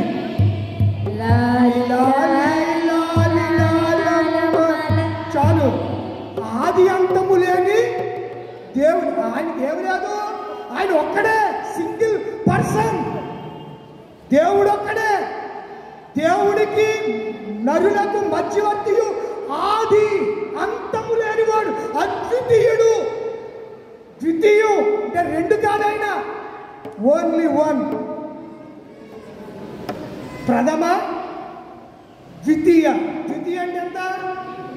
తృతీయ అంటే దేవుడు ద్వితీయుడు కాదు, అద్వితీయుడు. దేవుడు ద్వితీయుడు కాదు, అద్వితీయుడు. అంటే only one God, one man show. ఒక్కడే దేవుడు. మీరు ఆజ్ఞలు కూడా చెప్తారు, నీ దేవుడిని యెహోవాను నేను తప్ప ఇంకా ఒక్కడే. ఇంకా అన్ని చెప్పడానికి టైం లేదు, టైం అయిపోతుంది. ఒక్కడే దేవుడు, అంతే. అయితే ఈ దేవుడు ఎలా వచ్చాడంట? వారసుడిగా వచ్చాడంట. గలతీ రాసిన పత్రిక 4వ అధ్యాయం ముగిస్తాను, టైం అయిపోతుంది. 4వ అధ్యాయం. మరియు నేను చెప్పినది, ఈరోజు చదువుకున్న పాఠమే, నేను చెప్పినది ఏమనగా, వారసుడన్నిటికీ కర్త అయి ఉన్నను. చిన్నప్పుడు బాలుడిగా ఉన్నంత కాలం అతనికి దాసుడికి ఏ భేదం. నేను ఎప్పుడో 90 అనుకుంటా వారసుడు వచ్చాడనే సినిమా వచ్చింది. ఏ సినిమా? వారసుడు వచ్చాడు. సుహాసిని యాక్టర్ వెంకటేష్ అనుకుంటా. అవును, ఎస్. ఎప్పుడో చాలా కాలం 90sలో. అప్పుడు 10వ తరగతి చదువుతున్నాను. నా బ్యాచ్ 92, 10th క్లాస్ బ్యాచ్ నాది. ఎందుకంటే ముందు ఇప్పుడు కూడా నా బ్యాచ్ వాళ్ళు అందరూ రాజులే. ఫస్ట్ నుంచి నా ఫ్రెండ్స్ అంతా ఆలే. ఇప్పుడు వాళ్ళ కాలేజీలో పనిచేస్తున్నాను. మా స్టాఫ్ ఇంచుమించు 1000 మంది ఉంటారు. 1000 మందిలో సింగిల్గా లింగలింగం అంటారు, లింగపోవడం అన్నాను. నేను ఒక్కనే ఉన్నాను మన జాతర. ఉన్నారు అటెండర్ల కింద టిఫిన్లు తెచ్చి ఉన్నారు, లేరంటలేదు. హయ్యర్ అఫీషియల్గా ఉన్నవాడిని నేను ఒక్కనే. వాళ్ళు ఎప్పుడు నా మీద చేతుకొని చూస్తారు, తెలుసా మీకు? ఇది ఎక్కడ దొరుకుతాడా ఏంటి అని ఎప్పుడు అబ్జర్వ్ చేస్తూనే ఉంటారు. మీకు తెలీదు, మనం సమాజం చూస్తుందండి. అన్ని జనులు మనం ఎప్పుడు కనిపెడుతూనే ఉంటారు. మనోడు వెళ్ళి సారా పట్టుకొని ఉన్నాడు అనుకోండి, మీ ఓడు అంటే తాగకూడదండి, తాగితే ఆరోగ్యం పాడైపోతుంది. మీ ఓడి మొన్న నాతో పాటు సారా కొట్టుకొని కనపడ తాగలేదేంటి అంటాడు. దానికి నువ్వేం చెప్పండి అంటే జ్ఞానప్రకాశం గారు ఏం చెప్తావు? ఇప్పుడు తాగివాడు మాసం తినేట ముసులు మేడ, ఆ తాగివాడు ఇంటికి వచ్చి ఇడుకొని ఆ శుభ్రంగా ఒక క్వార్టర్ ఇప్పుడు 99 రూపీస్ కదా. మా సాగుబడిలో ఫుల్గా తాగేసి అవుట్ చేతిలో పెట్టేసుకుని అడ్మిట్ చేసుకుంటే చెయ్యి ఇక్కడ తీసేశారు. ఇప్పుడు ఆ హాస్పిటల్లో ఉన్నాడు, శివశంకర్ హాస్పిటల్లో. నేను సాయంకాలం సాగుబడి వెళ్తే నిన్న మా తమ్ముడిది సంవత్సరేకం. మా తమ్ముడు 2016 28వ తారీఖున యాక్సిడెంట్లో నేను బండి తెచ్చినట్టు ఆడ వెనకాల కూర్చుంటే మా కోడి పట్టిపోతే వెళితే చనిపోయి పేపర్లో కూడా ఉంది. ఇప్పుడు దగ్గర పేపర్స్ ఉన్నాయి. వాటి సంవత్సరేకం నిన్న. అంటే ప్రతి సంవత్సరం సమాధి దగ్గరికి వెళ్తాను. ఆ గాడంటే చాలా ప్రేమ.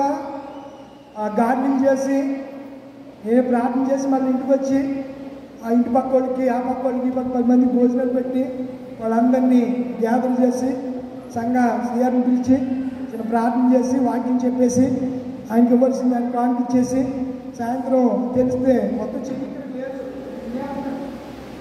మొత్తం గ్రిప్ ఏమి లేదు. అసలు అవుట్ ఇలా చేతిలో పెట్టి పెద్ద మొగాడు. రాత్రి కూడా చూశాను ఆ చిచ్చుపుట్లు పట్టుకుని ఇలా అంటున్నారు. ఎప్పుడో డామర్ అంత చేతిలో ఏమవుతుంది అంతే. ఇంక చెయ్యి అంతే, ఫిజికల్ హ్యాండిక్యాప్.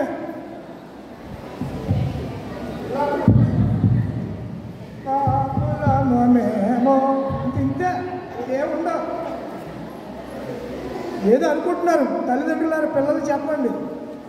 మందు గుండు కాల్చేటప్పుడు పోయాక ఇప్పుడు ఆ గొల్లుని గోడని చేస్తున్నారండి. నా కాలు మీద అడిపోయింది వాళ్ళ అమ్మలు నాన్న. అయ్యారు నా కొడుకు వికలాంగుడు అయిపోయాడు, చెయ్యలేడు అయిపోయాడు. గొల్లుని వాళ్ళ బాధ ఎవరు తిరుగుతాడు నీకు తెలీదు.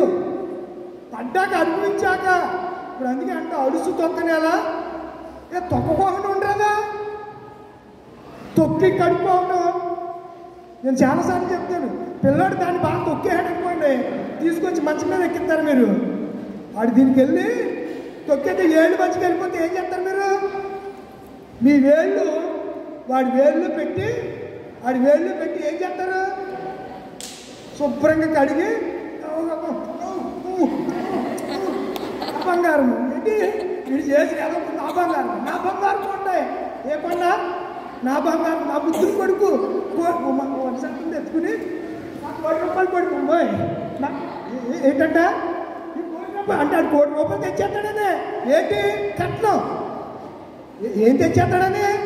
₹1,00,000 కట్నం తెచ్చేస్తాడన్నాడు పెద్దది కాక. ఇలాంటి ఇంటెన్షన్లో బతుకుతున్నారు జనాలు. చెయ్యి మొత్తం ఇక్కడికి లేదండి. శివశంకర్ హాస్పిటల్కి నాకు బాగా పరిచయం. నాకు కాల్లో నేను రాడు, నా కాళ్ళు 3 ముక్కలు అయితే అక్కడే ఆపరేషన్, ఈ హ్యాండ్ 2 ముక్కలు అయ్యింది. మొన్న మీ మధ్యకి వచ్చినప్పుడే పోయిన సంవత్సరం ఈ రోజుల్లోనే ఆ కాళ్ళు రాడ్లు తీయించాను. ఇప్పుడు కూడా నిన్న అయిపోయిన తర్వాత 3 గంటలకి 50 కేజీలు ఊరియా మొత్తం ఎత్తి మీద పెట్టుకుని వెళ్ళి ఆకుమల్లో జిమ్మేసి వచ్చేసాను. నేను పైకి నేను కనపడుతున్నాను మీకు. ఉద్యోగమే, పనే నా ప్రభు కోసం చేయవలసిన సేవే. నేను సోమరోడ్ని అలాంటివి కాదు. 10 ఎకరాల వ్యవసాయం ఉంది నాకు. ఏ గొప్ప కోసం మీరేదో పెద్ద దండ వేసేస్తారని కాదు చెప్పటం. కష్టపడి తత్వం ఉండాలండి. సోమరిపోతులుగా, తిండిపోతులుగా, తాగుపోతులుగా మనం ఉండడానికి కాదు. యేసయ్యను మనం అంగీకరించింది నిబద్ధత కలిగిన వారిగా, శుద్ధ హృదయులై భయముతో గజగజ వణకాలండి. దేవుడి పేరున భయపడిపోవాలి. దేవుడు అంటే నువ్వు చేసి అన్ని పనులు పాస్టర్ గారి కోసం ప్రార్థన చేయాలి, దైవసేవకుని కోసం ప్రార్థన చేయాలి. బ్రతుకులో శుద్ధి ఉండదు, బ్రతుకులో నిజాయితీ ఉండదు, బ్రతుకులో ఏ విధమైన స్పిరిచువాలిటీ ఉండదు. అంత శారీరక సంబంధమైన జీవితాలే. ఇలా ఉంటే మనం ఆత్మ సంబంధం ఎప్పుడు అవుతాం? అందుకే మరియు నేను చెప్పిన వారసుడు అన్నిటి కర్త అయిన బాలుడై ఉన్నంత కాలము అతనికి నీ దాసునికి పెద్ద అవ్వాలండి. మీరు ఎప్పుడు పాపం లాంటి నీకును వాడికి ఇంకా భేదం ఏముంది అని చెప్తూ 7వ వచనం చెప్పు. కాబట్టి నీవిక దాసుడు కాక కుమారుడివే. కుమారుడు అయితే దేవుని ద్వారా మనం దేనికి దాసులు అయిపోయామో ఒకసారి ఆలోచించేద్దాం. ఈ దినాన్న దేనికి దాసులంగా బతుకుతున్నాం మనం? ఒక తాగుడనే దానికి బానిస అయిపోయావా? ఒక స్త్రీకి బానిస అయిపోయావా? ఒక ధనానికి బానిస అయిపోయావా? వ్యామోహానికి బానిస అయిపోయావా? అబద్ధాలకి బానిస అయిపోయావా? పదవి కోసం ప్రాకులాడుతున్నావా? ఐ ఐ ఐ ఐ అంటున్నావా? నేనే నేనే నేనే అంటున్నావా? ఈరోజు నీ మెంటాలిటీ మార్చేసుకో. అయ్యంటే నెత్తి మీద అంటే ఒక తొక్కు తొక్కుతాడు అంతే. బలిచక్రవర్తి అంట సత్యభామ బలిచక్రవర్తిని ఏం చేసింది? సెపరేట్లా కాల్ దీపావళి అప్పుడు తెలియదా మీకు? బలిచక్రవర్తిని సత్యభామ ఏం చేసింది? కాలేసి తొక్కితే ఎక్కడికి వెళ్ళిపోయాడు?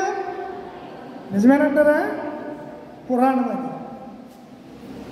చూసారండి మీరు? పురాణం 5 ఇతిహాసాలు చెప్తున్న వారు నమ్ముతున్నారు. మరి దేవుడు చెప్తే మనం నమ్మొద్దా? వాడు చెప్పిన దానికోసం వాళ్ళు నమ్ముతున్నప్పుడు నీ దేవుడు చిన్ననాటి నుంచి నువ్వు చచ్చేదాకా నీతో మాట్లాడుతూ ఉంటున్నాడే, నువ్వు నమ్మవా? ఆయనకి నమ్మకంగా ఉండవా? ఇంకా ఎవడికో దాసుడిగా ఉంటావా? ఎవడికో దాసురాలుగా ఉంటావా? అయితే నువ్వు వారసుడికి ఎప్పటికీ కాలేవు. అదే మాట్లాడుతున్నాడు. దాసుడు ఎప్పటికీ వారసుడు కాలేడు.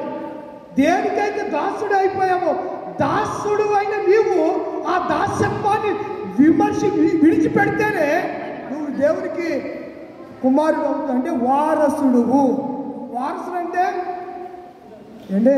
మా వారసుడు ఆడేనంటే మా ఇంట్లో మా అన్నయ్యోడు అందరికీ ఏ పిల్లలు?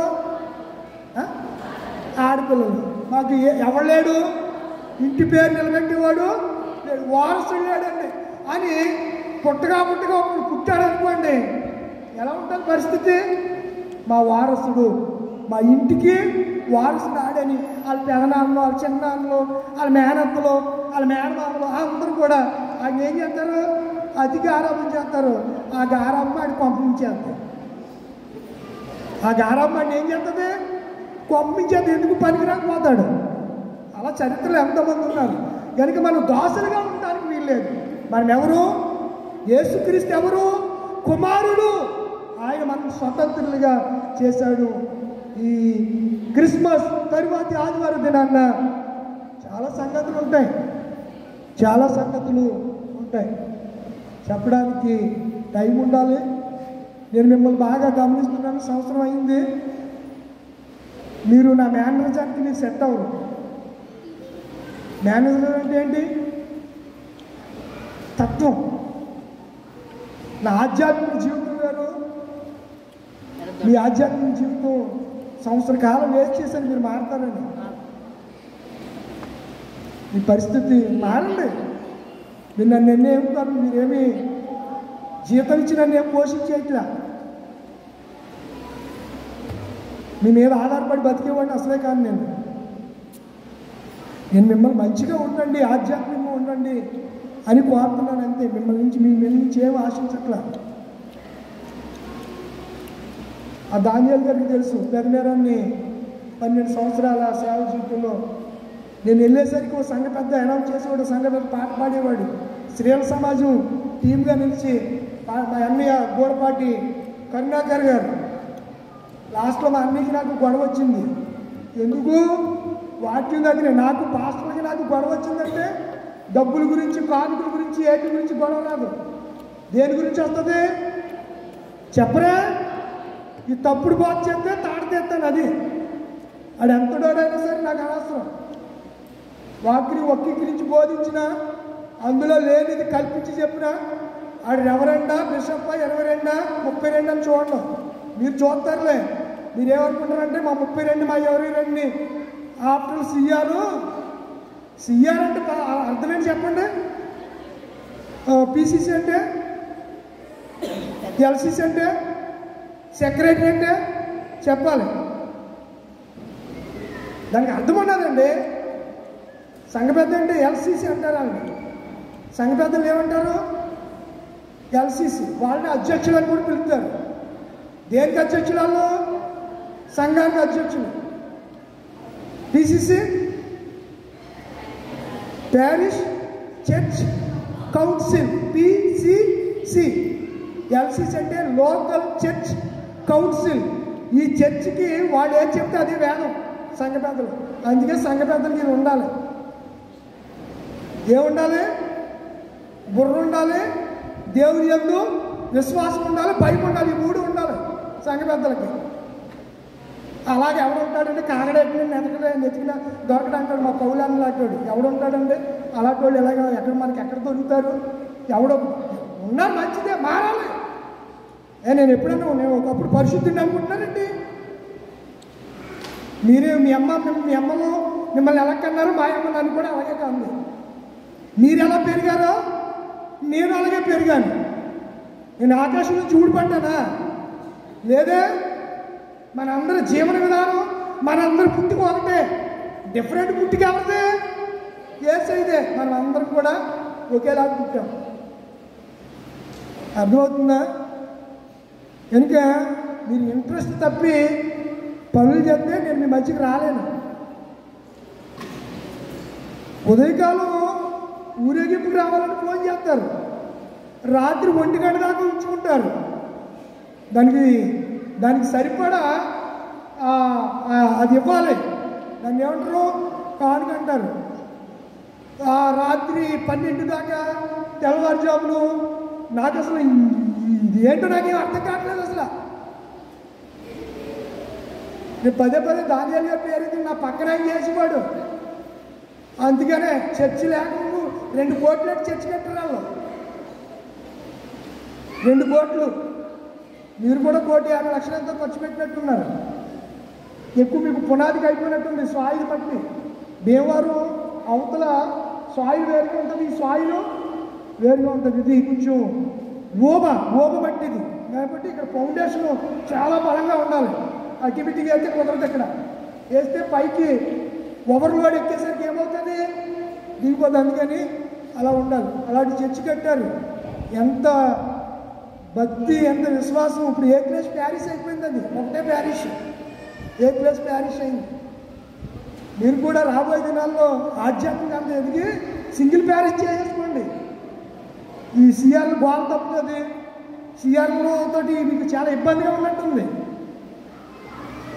ఒక్కొక్క క్రిస్మస్ రోజులో సేవకులు పిలుచుకోవచ్చు, చక్కగా వాక్యం వినొచ్చు. నేను మొన్న ఈ సండే స్కూల్కి అద్భుతమైన వాక్య సందేశం, అవని అంత ఆయనది అయిన స్థలం లేదని అద్భుతంగా ముగిస్తున్నాను. సందేశం చెప్తే తర్వాత దాన్ని అంత కంపు చేసి పడేయారు. అంతే. నేను ప్రార్థించి ప్రిపేర్ అయ్యి వచ్చినట్టు బూడిదలో పోసిన పన్నీర్ అయిపోయింది. అంతే. గేదెలంట ఎక్కడ మేద్దంట? గేదెలు గట్టి మీద మేద్దా? అప్పుడు దూడల్ని అయ్యి ప్రసంగాలు మీకు చాలా బాగున్నాయి. ఏం ప్రసంగాలు ఏంటో నాకేం అర్థం కావట్లేదు. వాక్యం చెప్పిన గట్టి అండిరా దూడండి. ఆలోచించండి, జాగ్రత్తగా ఉండండి. నా కాలం సమీపిస్తుందని నాకు బాగా తెలుసు. మీరు సరిగా నేను మొన్న మీరు ఇంకో మాట చెప్తున్నాను పాపం వినాలి. మీకు తెలియని విషయం కాదు చెప్తున్నాను. ప్యారిష్ అంటే నేను ఫస్ట్ నేను చెప్పాను మీకేమని, నేను పగలు రాను. పౌలన్న మీతో చెప్పానా? పగలు నేను రాను అని చెప్పాను. పాస్టర్ అంటాడంట, రెడీ తాడు తీసేస్తాను, మామూలుగా ఉండదు. నేను పగలు రానని చెప్పాను. నేను వస్తానని మీరు 4 నెలలు టైం ఇచ్చాను. నేను అక్టోబర్లో వస్తే నన్ను మీరు సిఆర్కి ఎప్పుడు అపాయింట్మెంట్ చేసుకున్నారు? మార్చిలో ఎప్పుడు? అవి ఒక 2, 3, 5 నెలలు టైం తర్వాత మీరు మాకు కావాలంటే నేను 5 నెలలు కూడా చెప్పాను. నేను ఆదివారం మాత్రమే వస్తాను, రాత్రి ప్రార్థనలకే వస్తాను. పగలు నేను ఏ కార్యక్రమానికి అటెండ్ కాలేను. పగలు ఒకవేళ అప్పుడు మాస్టర్ గారితో నేను సెట్ అవునండి, నేను ఉద్యోగం చేసుకుంటున్నాను, నాకు కుదరదంటే పగలన్నీ నేను చూసేసుకుంటానని ఇప్పుడు ఈ దౌర్భాగ్య మాటలండి, రాడా ఏడండి, ఆ పిచ్చి పిచ్చి మాటలండి. అసలు సంఘ పెద్దలు మీరు ఆలోచించుకోండి. నేను పగలు రానని చెప్పాను 5 నెలలు కూడా మీకు చెప్పిన తర్వాత మీరు నన్ను సిఆర్కి అపాయింట్మెంట్ చేసుకున్నారు. ఇప్పుడు పగలు రావాలంటే కుదరదు. నాకు అసలు కుదరదు. నేను ఉద్యోగం చేసుకునేవాడిని, నాకు కుదరదు. పగలు నేను పిల్లలకి టీచింగ్ చెప్పుకోవాలి. 90 మంది నా స్టూడెంట్, వాళ్ళ క్లాస్ చెప్పుకోవాలి. తెల్లారి క్లాస్ చెప్పడానికి రాత్రి అంతా 1 గంట సేపు నేను వాళ్ళ కోసం కూడా పాటలు ప్రిపేర్ అవ్వాలి.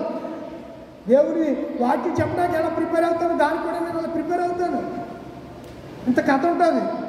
అంతే తప్ప పగలు రండి. మీకు ఇబ్బంది అయితే అయిపోయిన తర్వాత మీ పెద్ద PCC గారు మీరే ఉన్నారు అప్పుడు నన్ను అపాయింట్మెంట్ చేసినప్పుడు. మీకు ఇబ్బందిగా ఉంటే 1వ తారీఖు నుంచి వచ్చే నెలలో ఎవరన్నా చూసుకోండి. అంతే తప్ప ఆదివారాలే వస్తాను, రాత్రి ప్రార్థనగా వస్తాను. మీకు ఇష్టమైతే మీకు ఒకవేళ పాస్టర్ గారు రాకపోతే నాకు తోడు చెప్పండి. 4 మంది సేవకులు ఉన్నారు, పంపిస్తాను. ఆ రోజు మీకు రుణమో తుణమో ఇద్దరు కానీ లేకపోతే దానియాలు గారు లాంటి వాళ్ళు మీ మధ్యలో ఉంటారు. చక్కగా వాక్యం చెప్పించుకోండి. నేను ఎందుకు నాకు చాలా బాధగా మీకు తెలీదు, మీ ఆడవాళ్ళకి ఎవరికి తెలీదు. ఈ 4 గోడల మధ్య జరిగే సంగతులకి మీ పెద్దలైనా చెప్తారు, వాళ్ళకి చెప్పరు. కాబట్టి మీరు తెలుసుకోండి, ఆలోచించుకుని సరైన నిర్ణయం తీసుకుని నాతో చెప్పండి. అలా ప్రొసీడ్ అవుతాం. లేకపోతే ఇంతే సంగతులు చిత్తగించే వాళ్ళు దయచేసి లేచి నిలబడితే దేవుని ఆశీర్వాదాలతో సెలవు తీసుకుందాం. సమస్త జ్ఞానం ఇచ్చిన దేవుని సమాధానము యేసుక్రీస్తు వలన మీ హృదయములకు తలపులకు కావలి ఉండును గాక. ఆమేన్. దేవా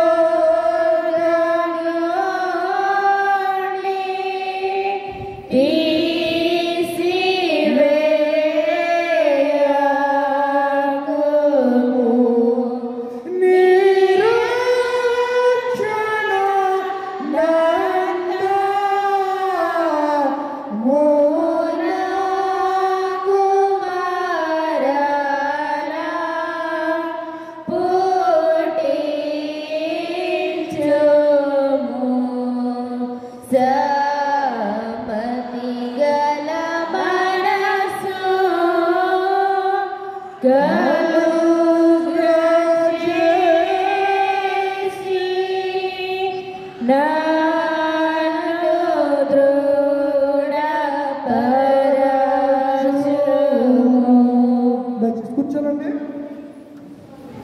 ప్రత్యేక కానుకలు కృతజ్ఞ అర్పణలు ఎవరైనా తీసుకుని వస్తే ముందుకు రండి. స్టేజ్ బాగుంది, మీ దగ్గరికి వచ్చేసాను నేనే. కర్తాక పౌల్ గారి కుటుంబం, మువ్వల రమేష్ గారు, గొల్ల అశ్విని, గొల్ల అబ్రహం గారు, గొల్ల హర్షియా, వెరీ గుడ్. పొడపాటి రత్నమణి గారు, ఎరిచెర్ల సుజాత గారు, ఎరిచెర్ల విజయసాగర్, ఎరిచెర్ల మౌనిక, ఎరిచెర్ల ప్రజ్వల్, కుసుమే ప్రేమ్ కుమార్, కుసుమే స్వాతి, పింకిల్, గుమ్మాపు రాజు గారు, రాట్నాల మాణిక్యం గారు. ఎవరైనా ఉన్నారా? ఇదేనాన్న క్రిస్మస్ తర్వాతి ఈ ఆదివారం ప్రభు సన్నిధిలో నిలబడి కానుకలు సమర్పించిన ఈ బిడ్డల కొరకు ప్రార్థన చేద్దాం. కర్తాక లూదియమ్మ గారు, మీ పేరు నోటెడ్ అయిపోయింది, నాకు పేరు రాయిపోయింది, నోటెడ్ అయిపోయింది. కర్తాక లూదియమ్మ గారు నాకు కానుకలు సమర్పించారు. దేవుడి సన్నిధిలో నిలబడిన మీకోసం ప్రార్థన చేయబడుతున్నాను సేవకుడిగా. అమ్మ మీరు కూడా తలవంచండి, కళ్ళు మూసుకొని ప్రార్థన చేద్దాం. పరిశుద్ధుడా పరమ తండ్రి, జీవాధిపతి, మా రక్షకుడానికి వందనాలు. మా కొరకు ఇంతగా మీరు తగ్గించుకున్నారు ప్రభువా.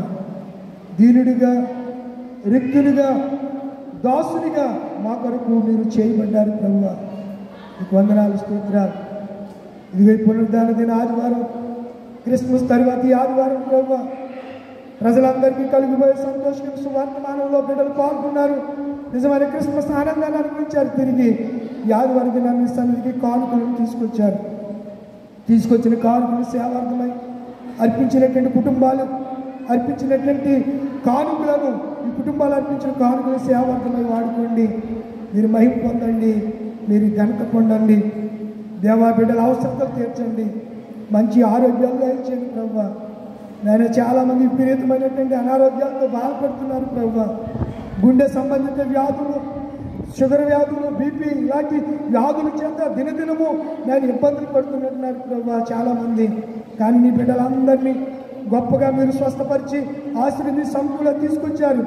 ఈ కానుకలు సమర్పించిన ఈ బిడ్డలు నాయన వారు రిలేటివ్స్ కొంతమంది విదేశాల్లో ఉన్నారు.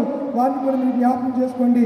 స్వదేశంలో ఉన్న వీరి కుటుంబాన్ని, వీరి బిడ్డల్ని, వీరికి ఇచ్చిన ఇంటిని, వీరి సమస్తాన్ని కంచి వేసి కాపాడి భద్రపరచండి. ఆశీర్వాదానికి వారసులు చేయండి. వారసులుగా కాకుండా మీ నిత్య రాజ్యమునకు కర్తలుగా చేసి మహిమ పొందమని నిలబడిన బిడ్డలందరినీ ఆశీర్వదించమని యేసునామమున అడుగుచున్నాను పరమ తండ్రి. ఆమేన్. తండ్రి, కుమారుడు, పరిశుద్ధాత్మ సర్వశక్తి గల దేవుని దీవెన ఇప్పుడు ఎల్లప్పుడూ కాలం మీకును మీ కుటుంబాలకు తోడైయును గాక. ఆమేన్. సంఘ పెద్దలు రండి, సంఘ కానుకలు సేకరింది. కానీ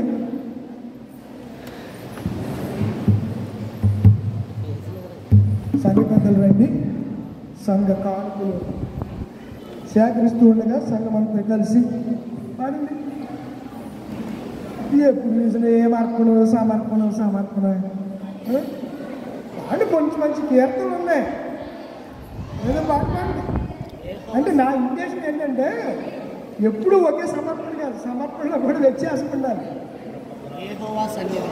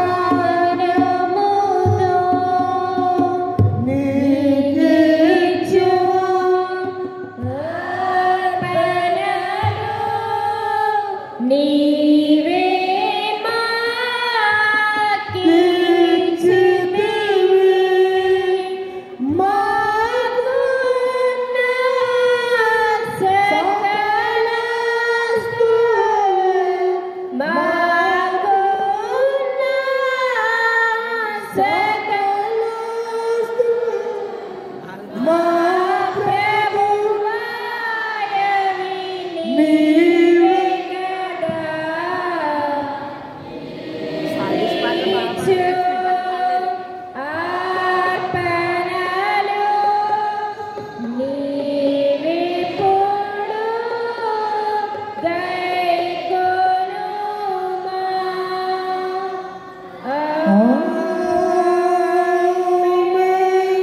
క్లుప్తంగా చిన్న ప్రార్థన చేసుకుందాం. సర్వోన్నతుడా, సర్వశక్తిమంతుడా, కృపగల తండ్రి, నీకు వందనాలు, స్తోత్రాలు. మా రక్షకుడైన యేసుక్రీస్తు ద్వారా ఈ సన్నిధిలో ప్రార్థిస్తున్నాము. మా మనవులు అంగీకరించండి. గత సంవత్సర కాలం నుంచి ఈ సంవత్సర అంతంలోనికి మమ్మల్ని మీరు తోడుకుని వచ్చారు. మీ జన్మదినాన్ని వైభవోపేతంగా, అద్భుతమైన రీతిలో, ఆశ్చర్యకరమైన రీతిలో, ఘనమైన రీతిలో, మహిమకరంగా జరిగించుకోవడానికి మీరు సహాయం చేశారు, కృప చూపించారు. మమ్మల్ని అందరినీ కూడా సజీవ లెక్కలో ఉంచారు. సజీవులే కదా నిన్ను స్తుతిస్తున్నారు. మన్ను నిన్ను స్తుతించలేదు. ప్రేతలు, చనిపోయిన వారు నీ క్రియలను, నీ కార్యములను వివరించలేదు. ప్రభువా, సజీవంగా భూమి మీద ఉన్న అందరికీ మేము ఇట్టి రీతిగా నీ సన్నిధిలో కనబడ్డాం. ఒకసారి మమ్మల్ని దృష్టించి చూడండి. ఎపిపాన్య లూథరన్ గొల్లమూడి సంఘాన్ని మీరు ఒకసారి దర్శించండి ప్రభువా, దర్శించండి నాయన. ఆనాడు సౌలును దర్శించినట్లుగా దమస్క మార్గంలో నీ వాక్యానికి లోబడిన వారిని మీరు దర్శించి నీ సన్నిధికి ఏలవేసి పిలవమని సన్నిధి జ్ఞాపకం చేస్తున్నారు. దేవాన్ని వందనాలు. సంఘ క్రిస్మస్లో తోడున్నారు, సండే స్కూల్ క్రిస్మస్లో తోడుగా ఉన్నారు. ఈ రాత్రి జరగబోతున్నటువంటి యూత్ క్రిస్మస్లో మీరు తోడై ఉంటారు నాయన. 31వ తారీఖు రాత్రి జరగబోయే స్త్రీల క్రిస్మస్ నూతన సంవత్సర కూటంలో మీరు మాకు తోడుగా ఉంటారు ప్రభువా. నువ్వు ఉండే దేవుడువు, ఎడబాయిన దేవుడు తండ్రి, నీకు వందనాలు, స్తోత్రాలు. ఈ కార్యక్రమాలన్నీ మహిమ కొరకు సంఘం జరిగించింది ప్రభువా, జరిపించబోతుంది. కనుక సంఘ పెద్దలకు మంచి జ్ఞానం ఇవ్వండి. ఎవరో కొంతమంది మాత్రమే ప్రయాసపడుతున్నారు. 5గురు ఐక్యత కలిగి సంఘ భారమును భరించులాగున, మోయులాగున జ్ఞాన హృదయాలు 5గురు సంఘ పెద్దలు దయచేయండి. కానుకలు సేకరించి తీసుకుని వచ్చినటువంటి పరిచర్య చేసిన యాకోబు రాజును, అలాగే చిట్టిరాజు, చిట్టి గారు, వారి ఇరువురిని కూడా జ్ఞాపకం చేసిన కుటుంబాలను దీవించి, 3 పెద్దలను కూడా దీవించండి. పిసిసి నెంబర్ గారి కుటుంబాలను దీవించండి ప్రభువా, ఆశీర్వదించండి. అలాగే నాయన స్త్రీల సమాజాన్ని, యవన సమాజాన్ని, సండే స్కూల్ అందరి పిల్లల్ని, బిడ్డల్ని, అన్ని కుటుంబాలను కూడా దీవించి ఆదరించండి. అలా రీతిగా సెక్రటరీ గారు యవనస్తుడిగా ఉన్నాడు, మంచి జ్ఞానం దాయించండి. ఏది ఏ రీతిగా చేయాలో తగిన జ్ఞానమును, నేర్పును, సహనమును, ఓర్పును నిదాసుడు మోజెస్ కూడా అనుగ్రహించండి. ట్రెజరర్ గారు ఉన్నారు, వారు కూడా నాయన ఈ సమర్పించబడుతున్న కానుకలు సద్వినియోగపరిచి అవసరతల కొరకు, మంచి పనుల కొరకు వినియోగించడానికి వారికి కూడా నాయకత్వం అంతటికి మంచి జ్ఞానము దాయించండి ప్రభువా. నీకు వందనాలు, స్తుతులు, స్తోత్రాలు. ఈ సంఘాన్ని క్షేమాభివృద్ధి కలిగి చేయండి. సరిహద్దులు విశాలపరచండి. నాయన ఈ పండుగ దినాలు ఎవరు అనారోగ్యంగా ఉన్నారో అటు వారిని స్వస్థపరిచి నూతన సంవత్సరంలో నూతన కృపతో అలంకరించమని సన్నిధి జ్ఞాపకం చేస్తున్నాను. సంఘాన్ని విడిచి ప్రభువా జీవనోపాధి కొరకు కోవిడ్ దేశాల్లో, గల్ఫ్ దేశాల్లో ఉంటున్న బిడ్డలను కూడి కాపుదలు దాయించండి. ఉద్యోగ రీత్యా ఆయా ప్రాంతాల్లో ఉంటున్నటువంటి వారు, నాయన పనులు చేసుకుంటున్న వారు, ఫ్యాక్టరీల్లో తాపీ పనులు, పెయింటింగ్ పనులు, కరెంటు పనులు, రకరకాల పనులు చేసుకున్న బిడ్డలందరినీ కాపాడండి. మా బిడ్డలు చదువుకుంటున్నారు, ఉన్నతమైన జ్ఞానం దాయించండి, కృప చూపించండి. దేవా బలపరచండి తండ్రి. నీకు వందనాలు, స్తోత్రాలు. నీతి, న్యాయము, యథార్థత, నీ యందు భయము కలిగి ప్రభువా మేమందరము జీవిస్తూ నీ ఆశీర్వాదాలు పొందుకోవడానికి కృప చూపించి మహిమ పొందమని ఈ అనాకోడేరు ప్యారిష్ని, ఈ ప్యారిష్ గురుమండలానికి పాస్టర్గా ఉన్నటువంటి పాస్టర్ గారిని మిగతా బ్రాంచ్ సంఘాలన్నింటినీ కూడా ఈ సాన్నిధ్యానికి తీసుకొస్తున్నాం. ఆ సంఘాలను కూడా దీవించండి, ఆశీర్వదించండి. ఇటు రీతిగా మీరు మాతో మాట్లాడి మరి పొందినందుకు లెక్కలేని స్తోత్రాలు చెల్లిస్తూ ఈ మనవులు మా ప్రభువైన యేసుక్రీస్తు ద్వారా నిన్ను వేడుకుంటున్నాను పరమ తండ్రి. ఆమేన్. పరలోకమున మా తండ్రి నామం పరిశుద్ధపరచబడును గాక, నీ రాజ్యం వచ్చును గాక, నీ చిత్తం పరలోకమందు నెరవేరినట్లు భూమి అందును అందు నెరవేరును గాక. మన ఆహారం మాకు దయచేయము, మళ్ళీ అప్పుడు చేసిన క్షమించిన ప్రకారం మా ప్రాణం క్షమించు, మమ్మ శోధకేక దుస్తులు తప్పించు. రాజ్యము శక్తి మహిమ నిరంతరము నివయనము తండ్రి. ఆమె దయచేసి కూర్చోనండి. పాటలు ఏమిటంటే పాటలు పెట్టండి, లేకపోతే సెక్రటరీ గారు అనౌన్స్మెంట్ ఏమిటి ఉంటే అనౌన్స్ చేస్తారు. తదుపరి దీవుల ఆశీర్వాదంతో సెలవు తీసుకుంటాం.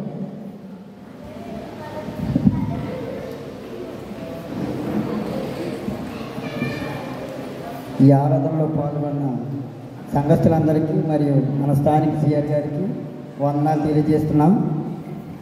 ఈరోజు సాయంత్రం యూత్ క్రిస్మస్, అదేవిధంగా 31 ఉదయం స్త్రీల క్రిస్మస్ సందర్భంగా క్రిస్మస్ క్యారల్స్, మరియు సాయంత్రం స్త్రీల క్రిస్మస్ 31 సాయంత్రం, అలాగే 1/1/2025 నూతన సంవత్సర ఆరాధన.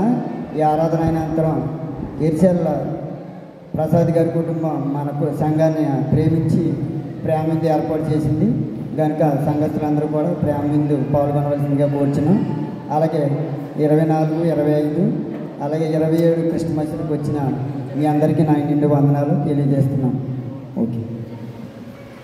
చక్కని అనౌన్స్మెంట్ చేసినటువంటి సెక్రటరీ గారు కూడా వందనాలు. దయచేసి లేచి నిలబడదాం. మహిమలోపు జనగణీకు మహిమ స్తుతుల, ఇక్కడ ఉంది 10 రూపాయలు. మహిమ కల్గోషదాత్మగులు మహాయోగములు లోక సృష్టి వలన దేవ లోక సేవలో ప్రాకటము గాలో తెచ్చి ప్రాణ నీరగా సకల సృష్టి వలన దేవ సకల యోగములో సకల మహిమ కల్గు నీకు సకల కాలము. తల వంచండి, కళ్ళు మూసుకోండి. దేవుని దీవెన, ప్రభు దీవెన పొందుగా. ప్రభువు నిన్ను ఆశీర్వదించి నిన్ను కాపాడుగాక.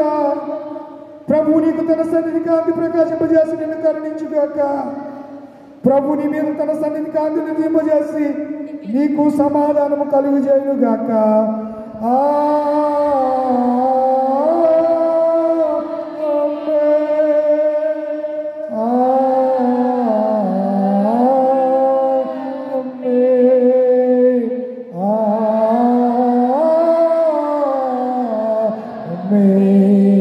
యేసు స్వామి నీకు నేను నా సమస్త నీతోను నీ సన్నిధిలో వసించి ఆశతో సేవితోను నా సమస్తము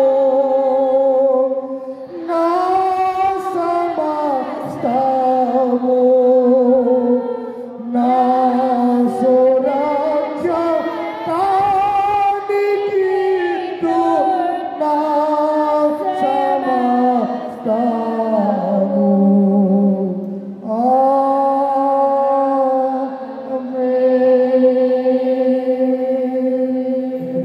కూర్చుని స్థానాల్లో చక్కగా ప్రార్థన చేసుకుని సమాధానంతో వెళ్ళండి.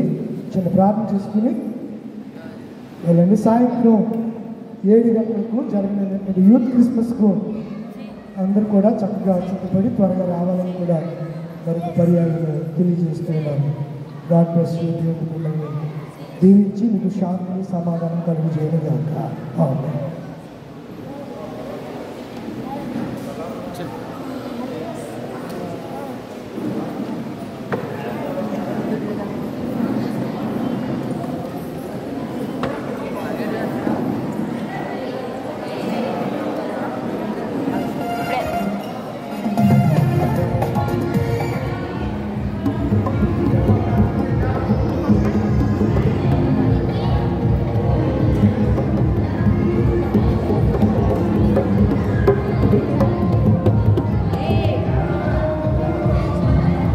ఏ పైన 2 గంటలు